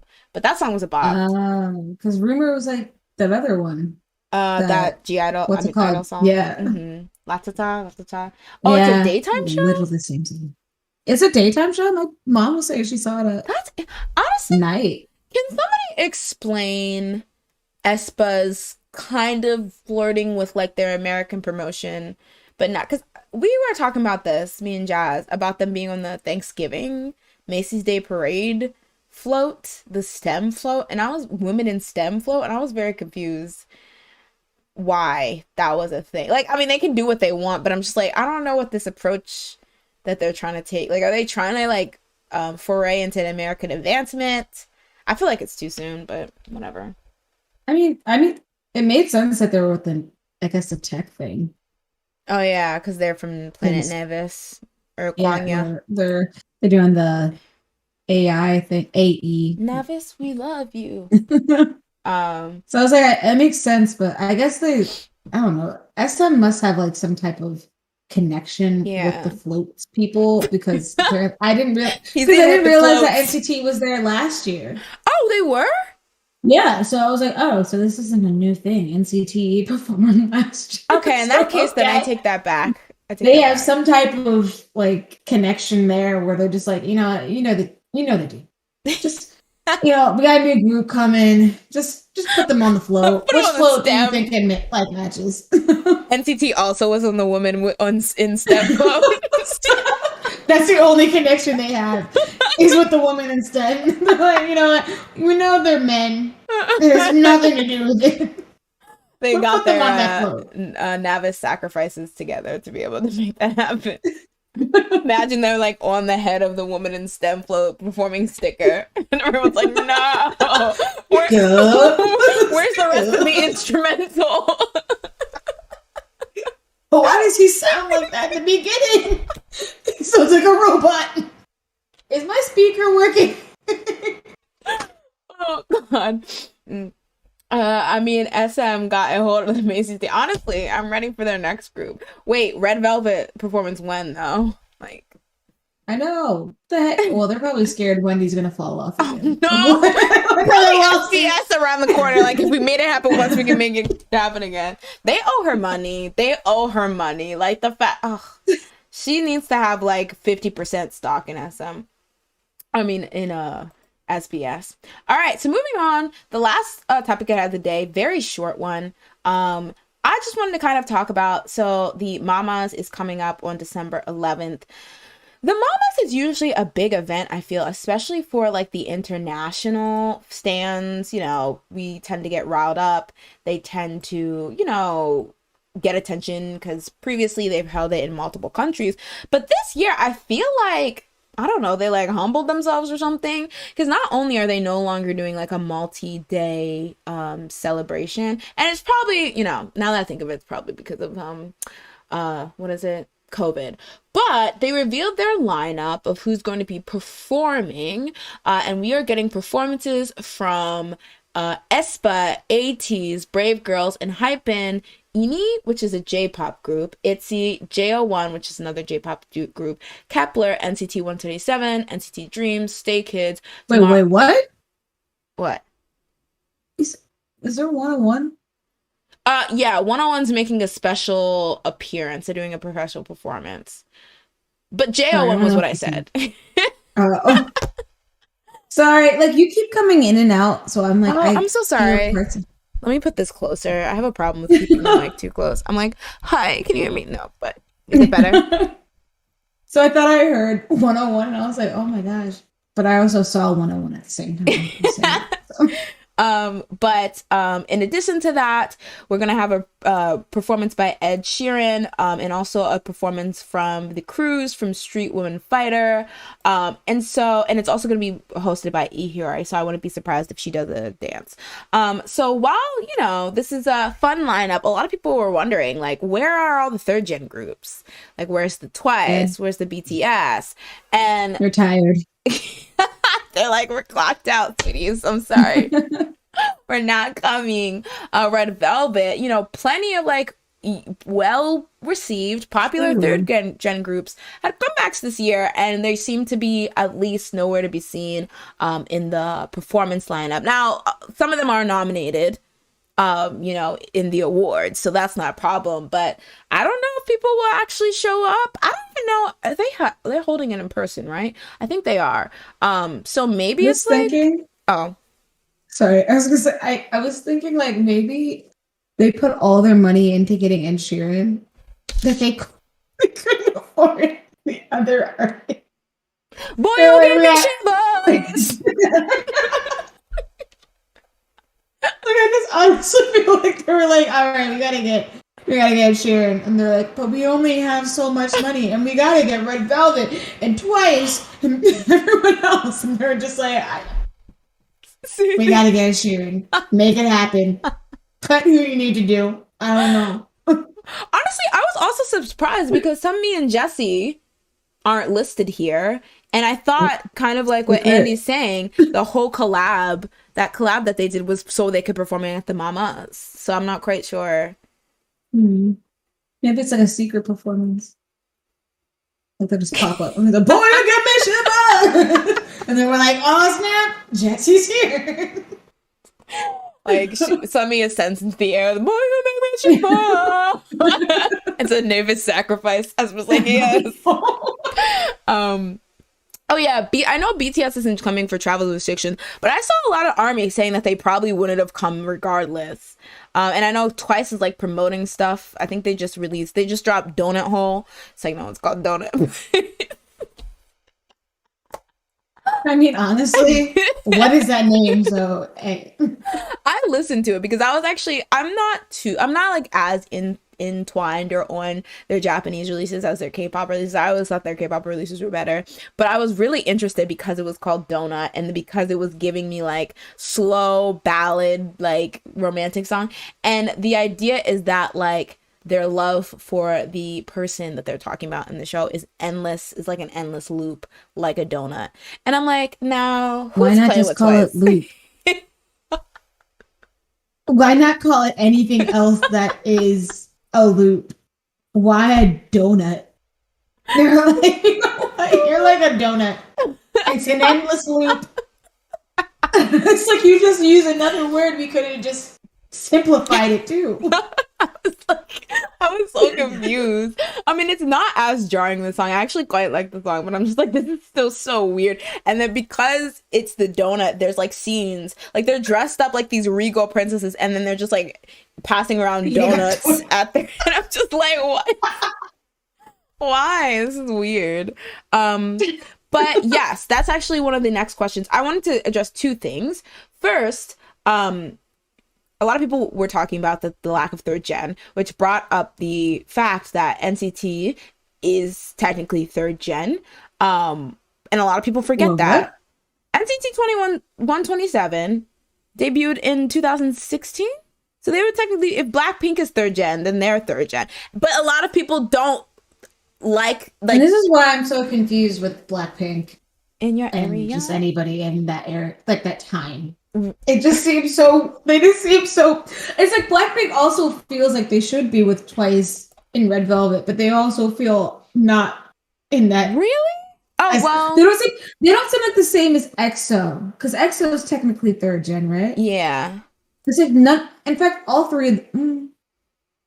I don't know why it's just Blackpink for me that I'm just like, you don't seem like you're in the same level as EXO, but you do seem like the same level as Twice in Red Velvet. Well, I think, my theory for both of them, my theory for Blackpink is one of the reasons why people are kind of weird, because they are towards that tail end. I would say that's when it ended. Maybe I would say some 2017 groups perhaps, but for the most part, 2016 was kind of the end of that. And also because they have so little content, it's weird to compare them to like, Twice and Red Velvet, who have like twice the albums, 3 times the albums in music as they do. So it's also like a thing where you don't see them as much. So they do seem like a younger group. I mean, they are technically a younger group by like 1 year, 2 years Red Velvet, but they seem like, but I also think the reason why they're like gelled is because, SM, JYP, YG, Big Three, those are like the big 3 girl groups of that generation. So they're kind of seen as rivals.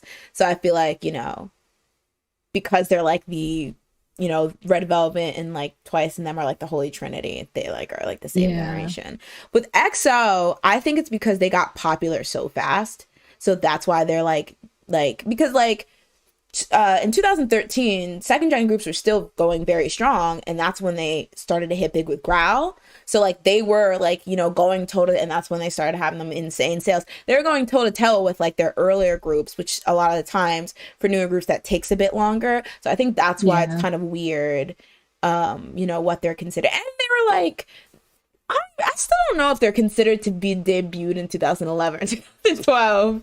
That's the biggest mystery to me. I don't really know what people consider their debut. But technically, like, because people, I'm pretty sure, no, A-Pink is considered third gen. Because A-Pink debuted in 2012, and people consider them third gen. But yeah. It's weird. It's very weird. But another thing I wanted to mention is what Andy mentioned. Oh yeah, and people, I've seen a lot of people say like 2.5, 3.5 for people who seem like EXO or Blackpink that don't seem like they fit in a certain place. But yeah, cuspers. It's kind of like the Gen Z thing. Like if you're born like 2000 or 1996, you're technically Gen Z, but they're like 25, and like other Gen Zers are like 15, so they're like, okay, that's kind of weird. Yeah. But yeah, another thing is like a lot of people were saying that this is signs of like a generational shift. It's now fourth gen that are in the spotlight that people are here for. Do you feel that at all? Like that fourth gen is like the stars. Who's fourth gen? Fourth gen is like Aespa, ITZY. Basically the people I listed, Aespa, ITZY, Tomorrow by Together. So the people that are going to Mama. Pretty much. Well, that's the thing. So we talked about how NCT 127, NCT Dream, they debuted in 2018. Yeah, they were later. So I guess they technically be third gen. Wait, I think they're like debuted the same year, which is probably 2017. NCTU. Okay. So they're like a little bit cuspy too. And then Brave Girls, what I thought was funny is that technically Brave Girls, the group, debuted in 2011, which would make them like second gen or like third gen. What? Yeah, but the girls that are currently make up Brave Girls, because they had a lot of member changes, joined the group in 2016. So technically they'd be third gen. I don't know how this works. That's confusing. The math is not mathing. Also, wait a minute. NCT 127 was 2016. When was? Yeah. When did Sixth Sense come out? Why did I think that was Sixth 2016? Yeah, but why did I think that was like the end of the year for some reason? I don't know when it was, but I know it changed my life. It had to be the beginning of the year if they debuted, because I know it was 2016. Oh, it was January 8th. Whoa. Wait, no. April 9th. Interesting. I'm so confused. Time is an illusion. Where we put Blackpink third gen or fourth gen? I put them staunchly third gen because they're spiritual sisters. They're big three sisters. I don't know what you would call it, but they have to stick together. Yeah, because like they have to. They were they have to, like, because they are like the third group to round out that generation of big threes. I feel like you have to keep them in the third gen. Now, with that empty ass discography, it's kind of weird, but like, what? It's not. I'm just here. Did they debut in 2011? I think you're right. Who? Yeah, they debuted in 2011. You're right. Brave Girls? Yeah. No, A-Pink. That's actually kind of funny. So I don't even know. Maybe I'm talking out my butt. Maybe this is retroactive retconning it. But maybe I did consider them a second gen group. Yeah. That's a good question. What are you guys' rules for what you consider third gen? Also, thank you, Andy, for catching Mirani up on what we're talking about here. My bitter second gen ass a couple years back reacting to the third gen stance, seeing the generational shift. Seven Sense was truly before its own. I honestly think SM, if they wanted to like push NCT,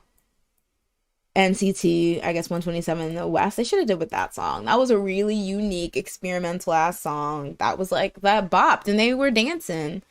So yeah, I mean, but they also had what's it called, and I didn't get the name, and that was pure art. Limitless. Oh, I love that song. Like I remember listening to that while I was when we were getting those tickets for BTS. I Hmm. was listening to, like I had just built my computer, and I was just like I set it up, and I was listening to Limitless like nonstop on YouTube. It was so bad. And then we're trying to get those freaking tickets, and it was I was like remembered like it was the same time. It was terrible, but also awesome at the same time. Yeah, they have their stuff is very experimental, but I feel like for the most part, like especially like their early, well, I like a lot of their stuff now, so let me not say that, but I feel like it works. Mm. Casual fans maybe, but YG knows what they're doing. They got fans in a chokehold and willing to accept literally anything. And it's quite sad because I see Blackpink stans get clowned for like just being so loyal to a company that doesn't really seem like they put out content in a way that seems like they care about fans. Um, and so every time they get like a record, Blackpink gets a record, they're like, well, yeah, if everyone else's fandom starved their stands, then. But the thing is, I actually don't agree. I, me. I don't agree. I think to a point, you starving your stands will obviously leave them with a lot of cash. But there's a lot of people that if they were starved to this point, they would just leave. And the fact Yeah, that you have people more rabid than ever over these girls is a testament to they have some type of it factor. Now I know a lot of people will be like the it factor is that they're under YG, but you know, agree. I am a blink, so I am a toxic blink, so. Marani says, I think Infinite 2010 and A Pink 2011 are cusp of third gen as second gen. I can definitely see that. that's so true. Like Infinite, I put together oddly with EXO. As like you're not really sure where they fall. Like they Like seem. they just seem like the same time. Like I would not be like Infinite and Super Junior. Like no, that's not I it. can see what you and I definitely think there's a huge difference. Like I think like Cuspers make it kind of confusing and people because yeah, you wouldn't compare like you really don't see somebody like EXO in the same like leg kind of as somebody like Blackpink or somebody like I don't know, EXO in the same leg as somebody like TVXQ because that's so far. But I also kind of see it like in generations like millennials. Like we're like millennials really like end of the millennials because we were born in 1994, so like even though like somebody who's born in like 1980, I don't know, 7 6 I think maybe even 5 would be a millennial. I don't have anything in common with them. Like we don't have the same growing like maybe little stuff, but like we don't have the Yeah. same and sometimes like later Gen Z I connect more with them than people who are technically in my That's class. okay. Well, like think about it, because somebody 2 years younger than me would be Gen Z, and it's like obviously we share. I would have been in school with them. We share some experience, but like them crazy Oh. 15-year-olds, no, no, no. If you're a Yeah. crazy 15-year-old, listen, stay vibrant. I'm not. I'm not. I love youth. Me as a Black Swing I stan. love the young people. Look, if you stand any YG group, it's always the same. True, especially with, well, I was gonna say especially with girl groups, so they don't have that many examples, but it just sucks because it's like they lure you in with charismatic ass idols and great boppy ass music, and then all of a sudden you're like banging your head on the wall. You get excited at an Instagram upload because you have nothing else. Oh, that's so sad. Andre said, this is why I'm a multi-stan. If my faves don't put something out, then I'm on to the next. Because the break between comebacks for Blackpink is just weird. Exactly. Had a small label group had this big of a break between comebacks, they'd have disbanded by now. And that's, well, yeah, that's true. Like, they can afford to do stuff like this because they have the funds. So that also puts them on kind of a different level. But I agree, multi-standing is the way. But yeah, in Blackpink I think that's why it makes it hard to stand sometimes, because it's like if you don't like that comeback, well girl, you better not luck next year, because you literally don't have Yeah. any music to listen to. Like I was like kind of sad when I didn't really like Rosé's stuff because I was like, well, dang, what am I gonna do? But then I liked Lisa's stuff more, ironically, honestly. You like Lisa's songs? Oh wow. TikTok forced me to like money. And Lalisa, it just stuck in I my head. refused. I think I'm glad I haven't really seen a lot because I think it got the hint that I never. I feel like if Google knows anything about listening to people, like it probably is like found out from me. Like, no, I don't want to hear that. I don't want anything to do with it. Keep it away. They're very obedient. I'm fine. Mirani says, funny enough, I still vibe with both, but now I'm more so down with Twice than Blackpink because growth and slow transition of concept. You know, that's kind of crazy because so many people that were like hashtag girl boss, combat boots, girl crush really hated Twice in the beginning. Not saying they were all Blackpink stans, but I know like Twice was like the antithesis of that girl crush thing. And I've seen a lot of people like nowadays shift over to like actually being able to like accept Twice, and even before they made that like fancy transition in 2008. So like, yeah, I feel like, I mean, I'm like a fan, but like the hard work and people just seeing like the way they like, you know, were consistent and worked their butt off really turned people around for Twice. Because I definitely think, you know, Onces and Blinks and Reveloves would just bully Onces and Twice. No, just kidding. But yeah, I feel like, okay, you remember the freaking forum wars. I feel, well, people hated on Red Velvet too for some reason. It was really weird. I stayed out of all that. I don't even. So did I. I mean, I was more in the boy band stuff. So like, I had my hands tied with the EXO versus you were BTS. Like, BTS will never surpass EXO. No, just kidding. I mean, I would just be like, what are you guys talking? Like, stop. Like, what is... I hated everything about it. They're so like, only BTS could do this. And I was like, all right, calm down. Everybody calm down. EXO still exists. They're doing their thing. Like, don't brag their name. When that whole EXO, like, BTS thing, like, when the girls started fighting, the girls, I was like, I liked them both a lot. So I was just kind of like, okay. Like, okay. But like, yeah, for Girl Stan Wars, I was like, now listen here. That's literally me. We're the opposite. Where I was just kind of like, I like Red Velvet. They're not gonna win. So here I am. So whatever. Y'all fight. That's true. And then for EXO, I was just like, all right, maybe there's a fighting chance. I don't know. Like, they're trying. They're old. Right? They don't do nothing to no one. But yeah. That's so funny. Revelove's true. Like, I was just like, y'all bully them too much for the fact that Reveloves don't be doing nothing to no one. They can't even fight. We just mind our own business. We know where we stand. We're like, all right, it was a good song. We finally had one big song and we're like hyping it up, and then everybody was like, all right, shut up.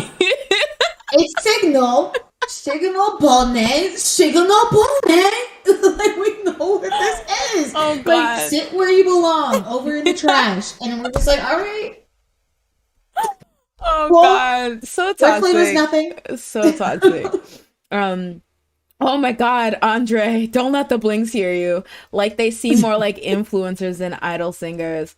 Oh. I mean, I would say yes, not even a shade, because I do think that I do think but like also the way people act towards them is very obsessive in a way that like the influencers are. Like, they have so many followers on like Instagram. It's crazy. Yeah. I feel like Lisa's stuff was definitely like, I think she kind of got played because it was hella generic. It just was very catchy. So pissed. I was like, they were just like, all right, we have these trash songs and we know you're popular enough that it'll do something. That's kind of what they were just like. As long as you are dancing, people are gonna watch it because they want to see you dance or whatever. So yeah, I definitely think she kind of got cheated out of like a decent, like actual decent comeback.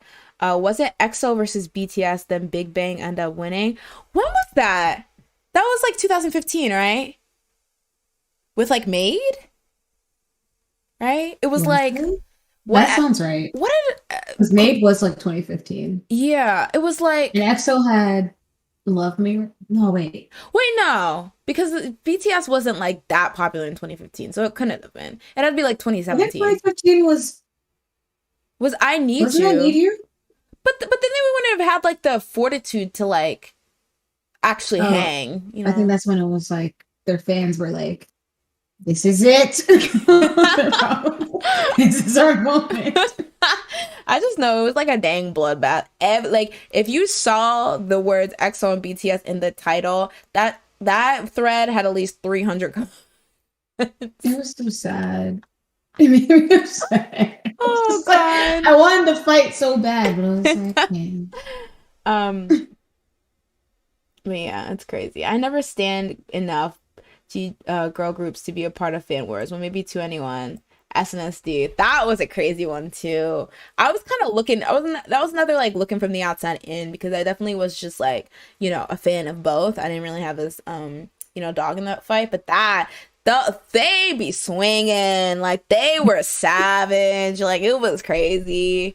It was because it was just like again, it was one of those things where it was like not only and I feel like it was why you saw like some toxic clashes between people like Blinks and Onces and stuff like that. It's not only two groups that are popular, but ideologically, people were just like they like stuck their like personal like beliefs to the groups too. It's like, oh, SNSD, they're just like pretty girls that blah blah. Like 21 is like the cool, like, cool girls, blah blah, or like Yeah. 21, like blah blah blah, they can't do this, that. SNSD is like the nation's girl group, like that, blah blah. So it was like people had like so much stake into these fan wars because they were like put their like life personality on the line to defend these groups sometimes. It was a lot. And I think similarly it was like, Twice are just It like seems like a lot.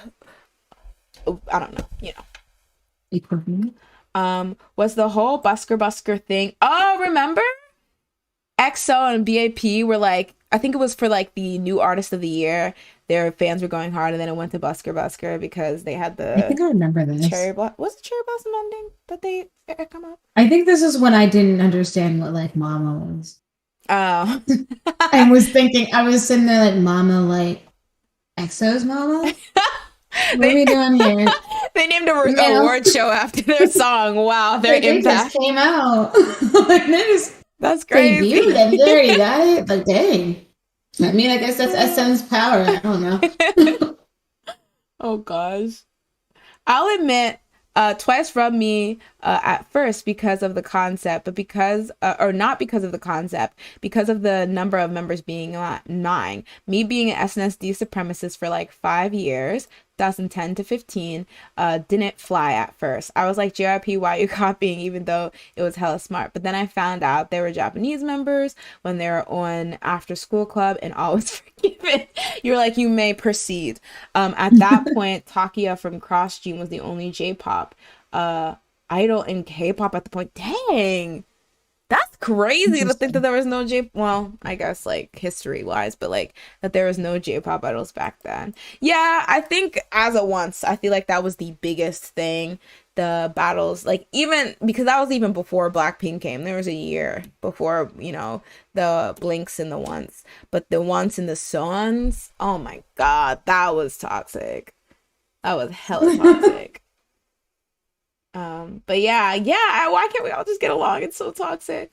Or when it was SNSD versus 21 and 4-minute one.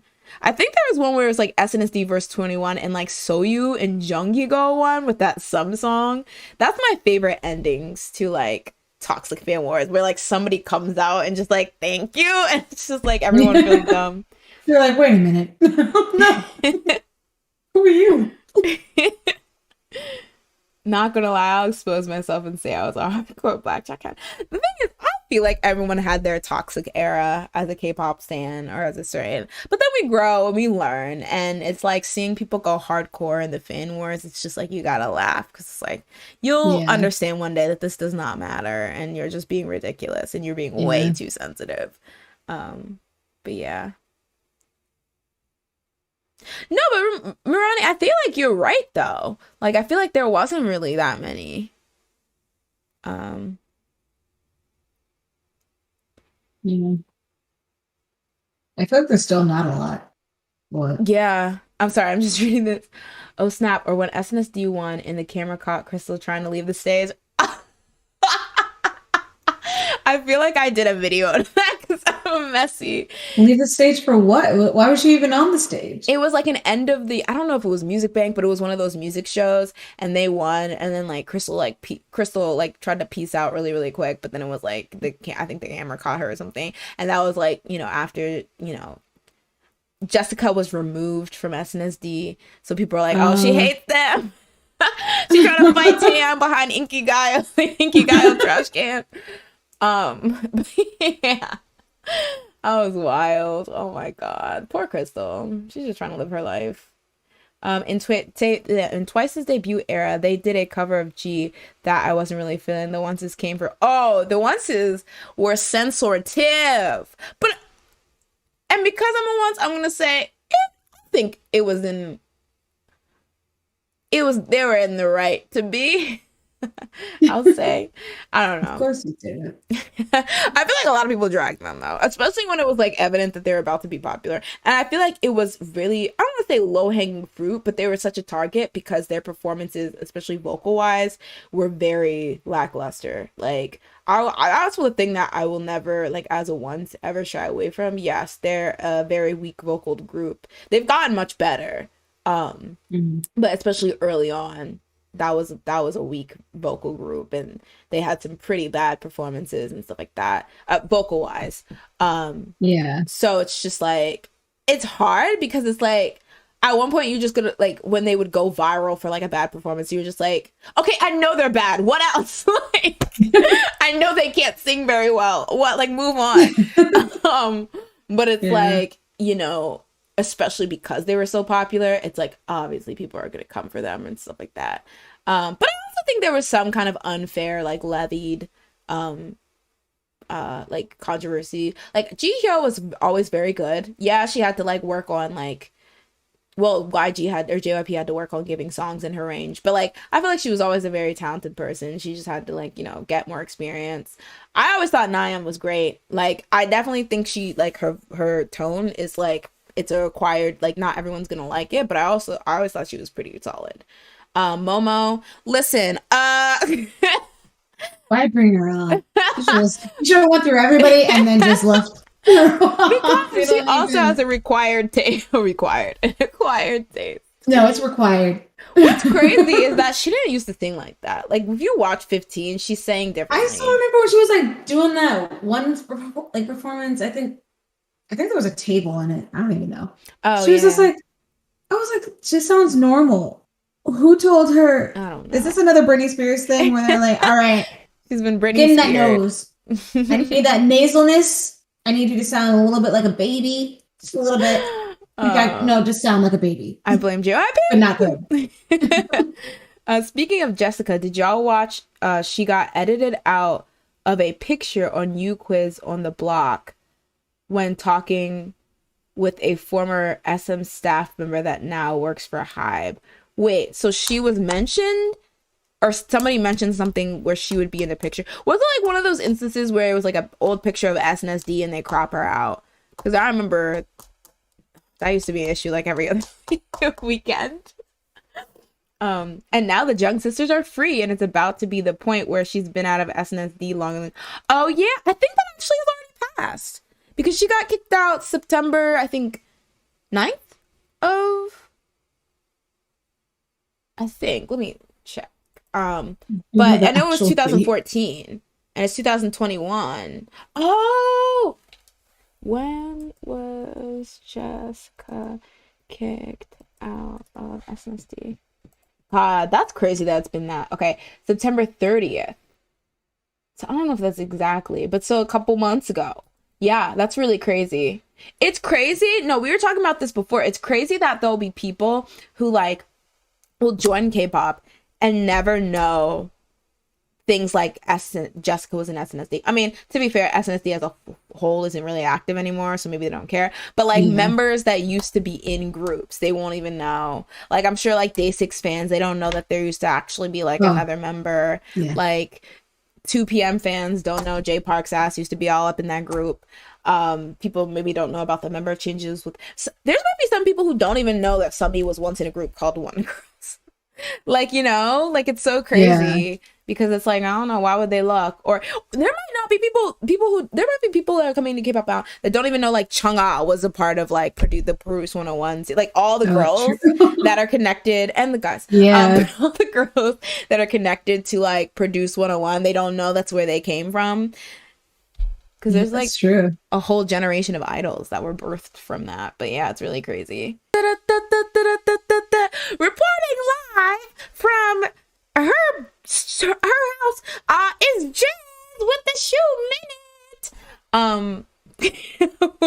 So I had to like remember if I had anything for him.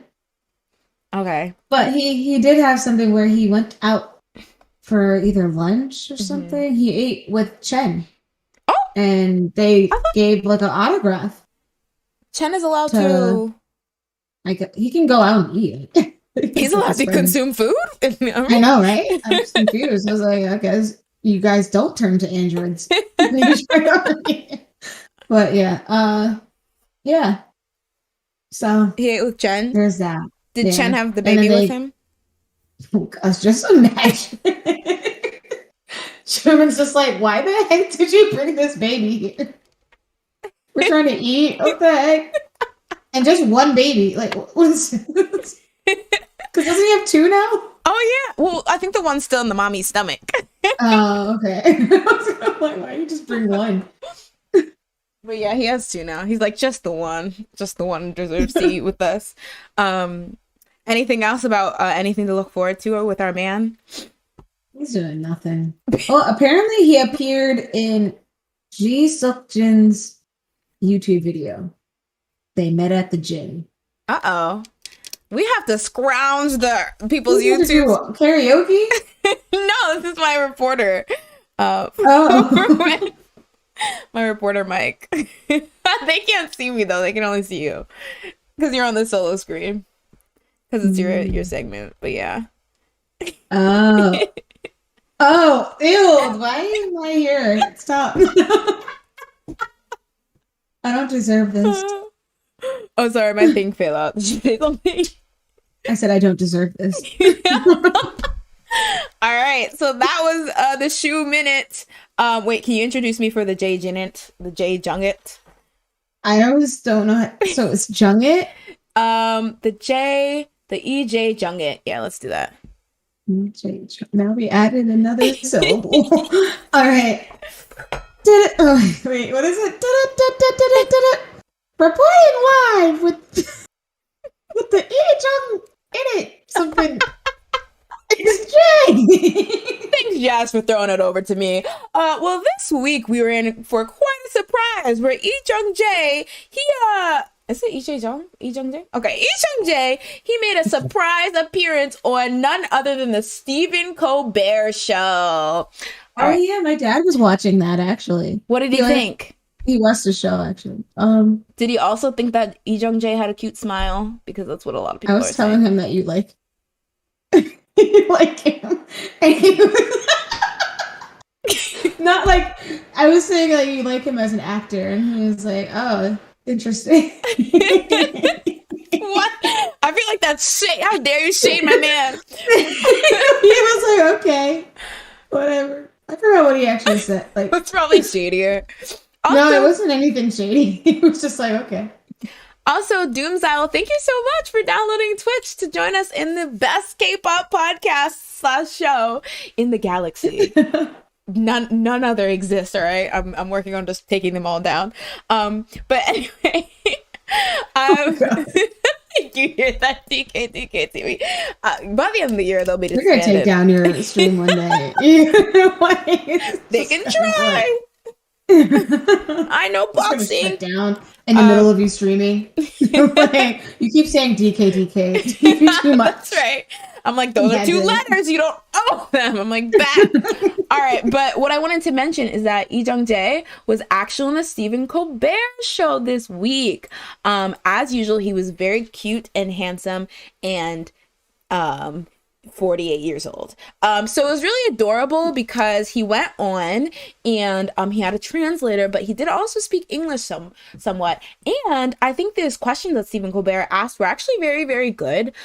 He asked kind of like a lot of people have been turned off about watching Squid Game because of the violence. So he asked Leejungjae about that. He did. I don't know if this was a little shade because we had covered a story before talking about how there was an American reporter who had been interviewing Leejungjae on the red carpet, and she had basically asked this question about like, what is it like to be so famous now, kind of not acknowledging the fact that he's been a really popular actor in Korea for years. So he kind of asked a similar question, but he specified that, you know, you've been popular in Korea for years. How does it feel like to like not only, you know, now been explaining to a global audience, but he talked about the fact that Lee Jung-jae actually met Leonardo DiCaprio while he was at in America, and Leonardo DiCaprio said that he was a huge fan of Squid Game and a huge fan of him, and they actually took a picture together that is now on Lee Jung-jae's Instagram. I also want to say there's him being cute and his smile. Gorgeous smile, 10 out of 10. And his translator, the translating was kind of weird. Like, she took notes and then they overlaid it, so I'm not quite sure what it was like to be aired on TV. And there's them together looking at each other. I forgot to download these pictures. Yeah, I forgot to download these pictures. But they also played Dalgona, I think that's what it's called, the cookie game. And I was like, dang, he's probably had to play this 493 times at every single interview he's ever gone on. I'm sure he's tired of showing y'all how to break this cookie. And then they also took a selfie together that Stephen Colbert is hoping will make it to Leonardo DiCaprio for some reason.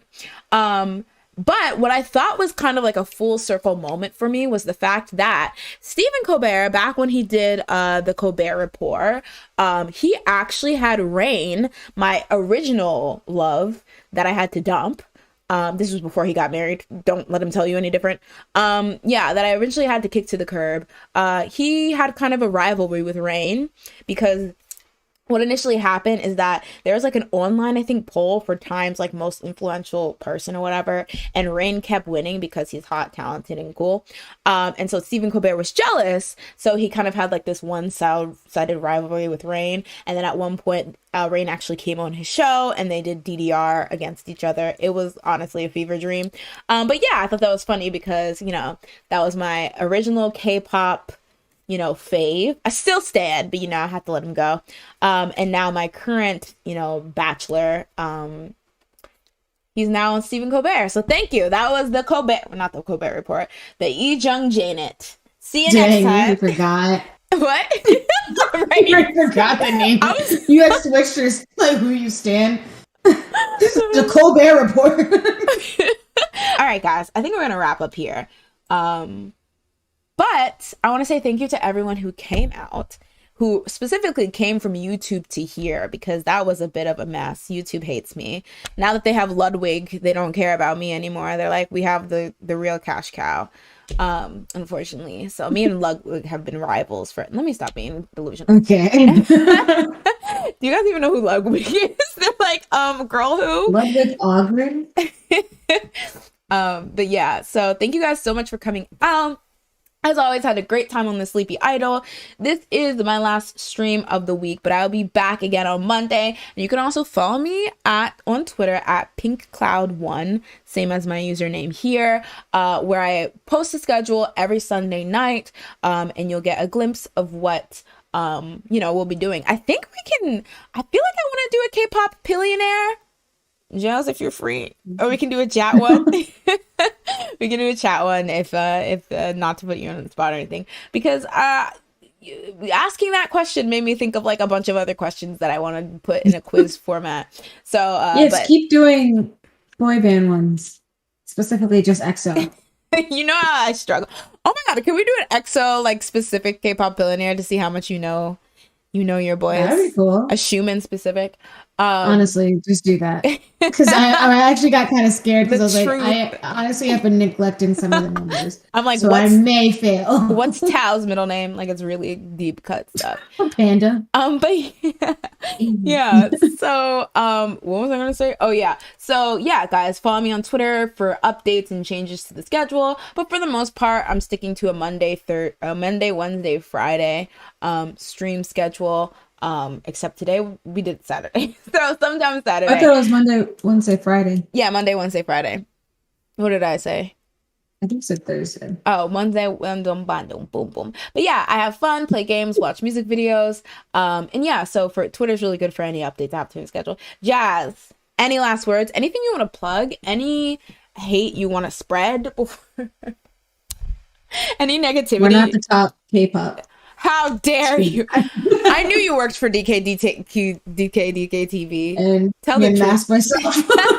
You're Danny from DK. Just imagine. I don't know. I don't have anything. I'm all of a sudden like a wuss. I'm like, I am honored to have you on my podcast, sir. I've always been a fan. Please put me on your podcast. It's Simon from Simon Martino. It's Megan Bone, aka Choni Mi Guksa. I like jump off a window.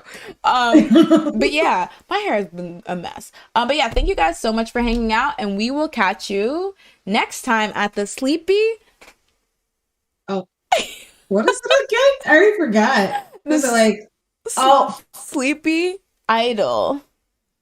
Okay, we'll catch you next time on the Sleepy.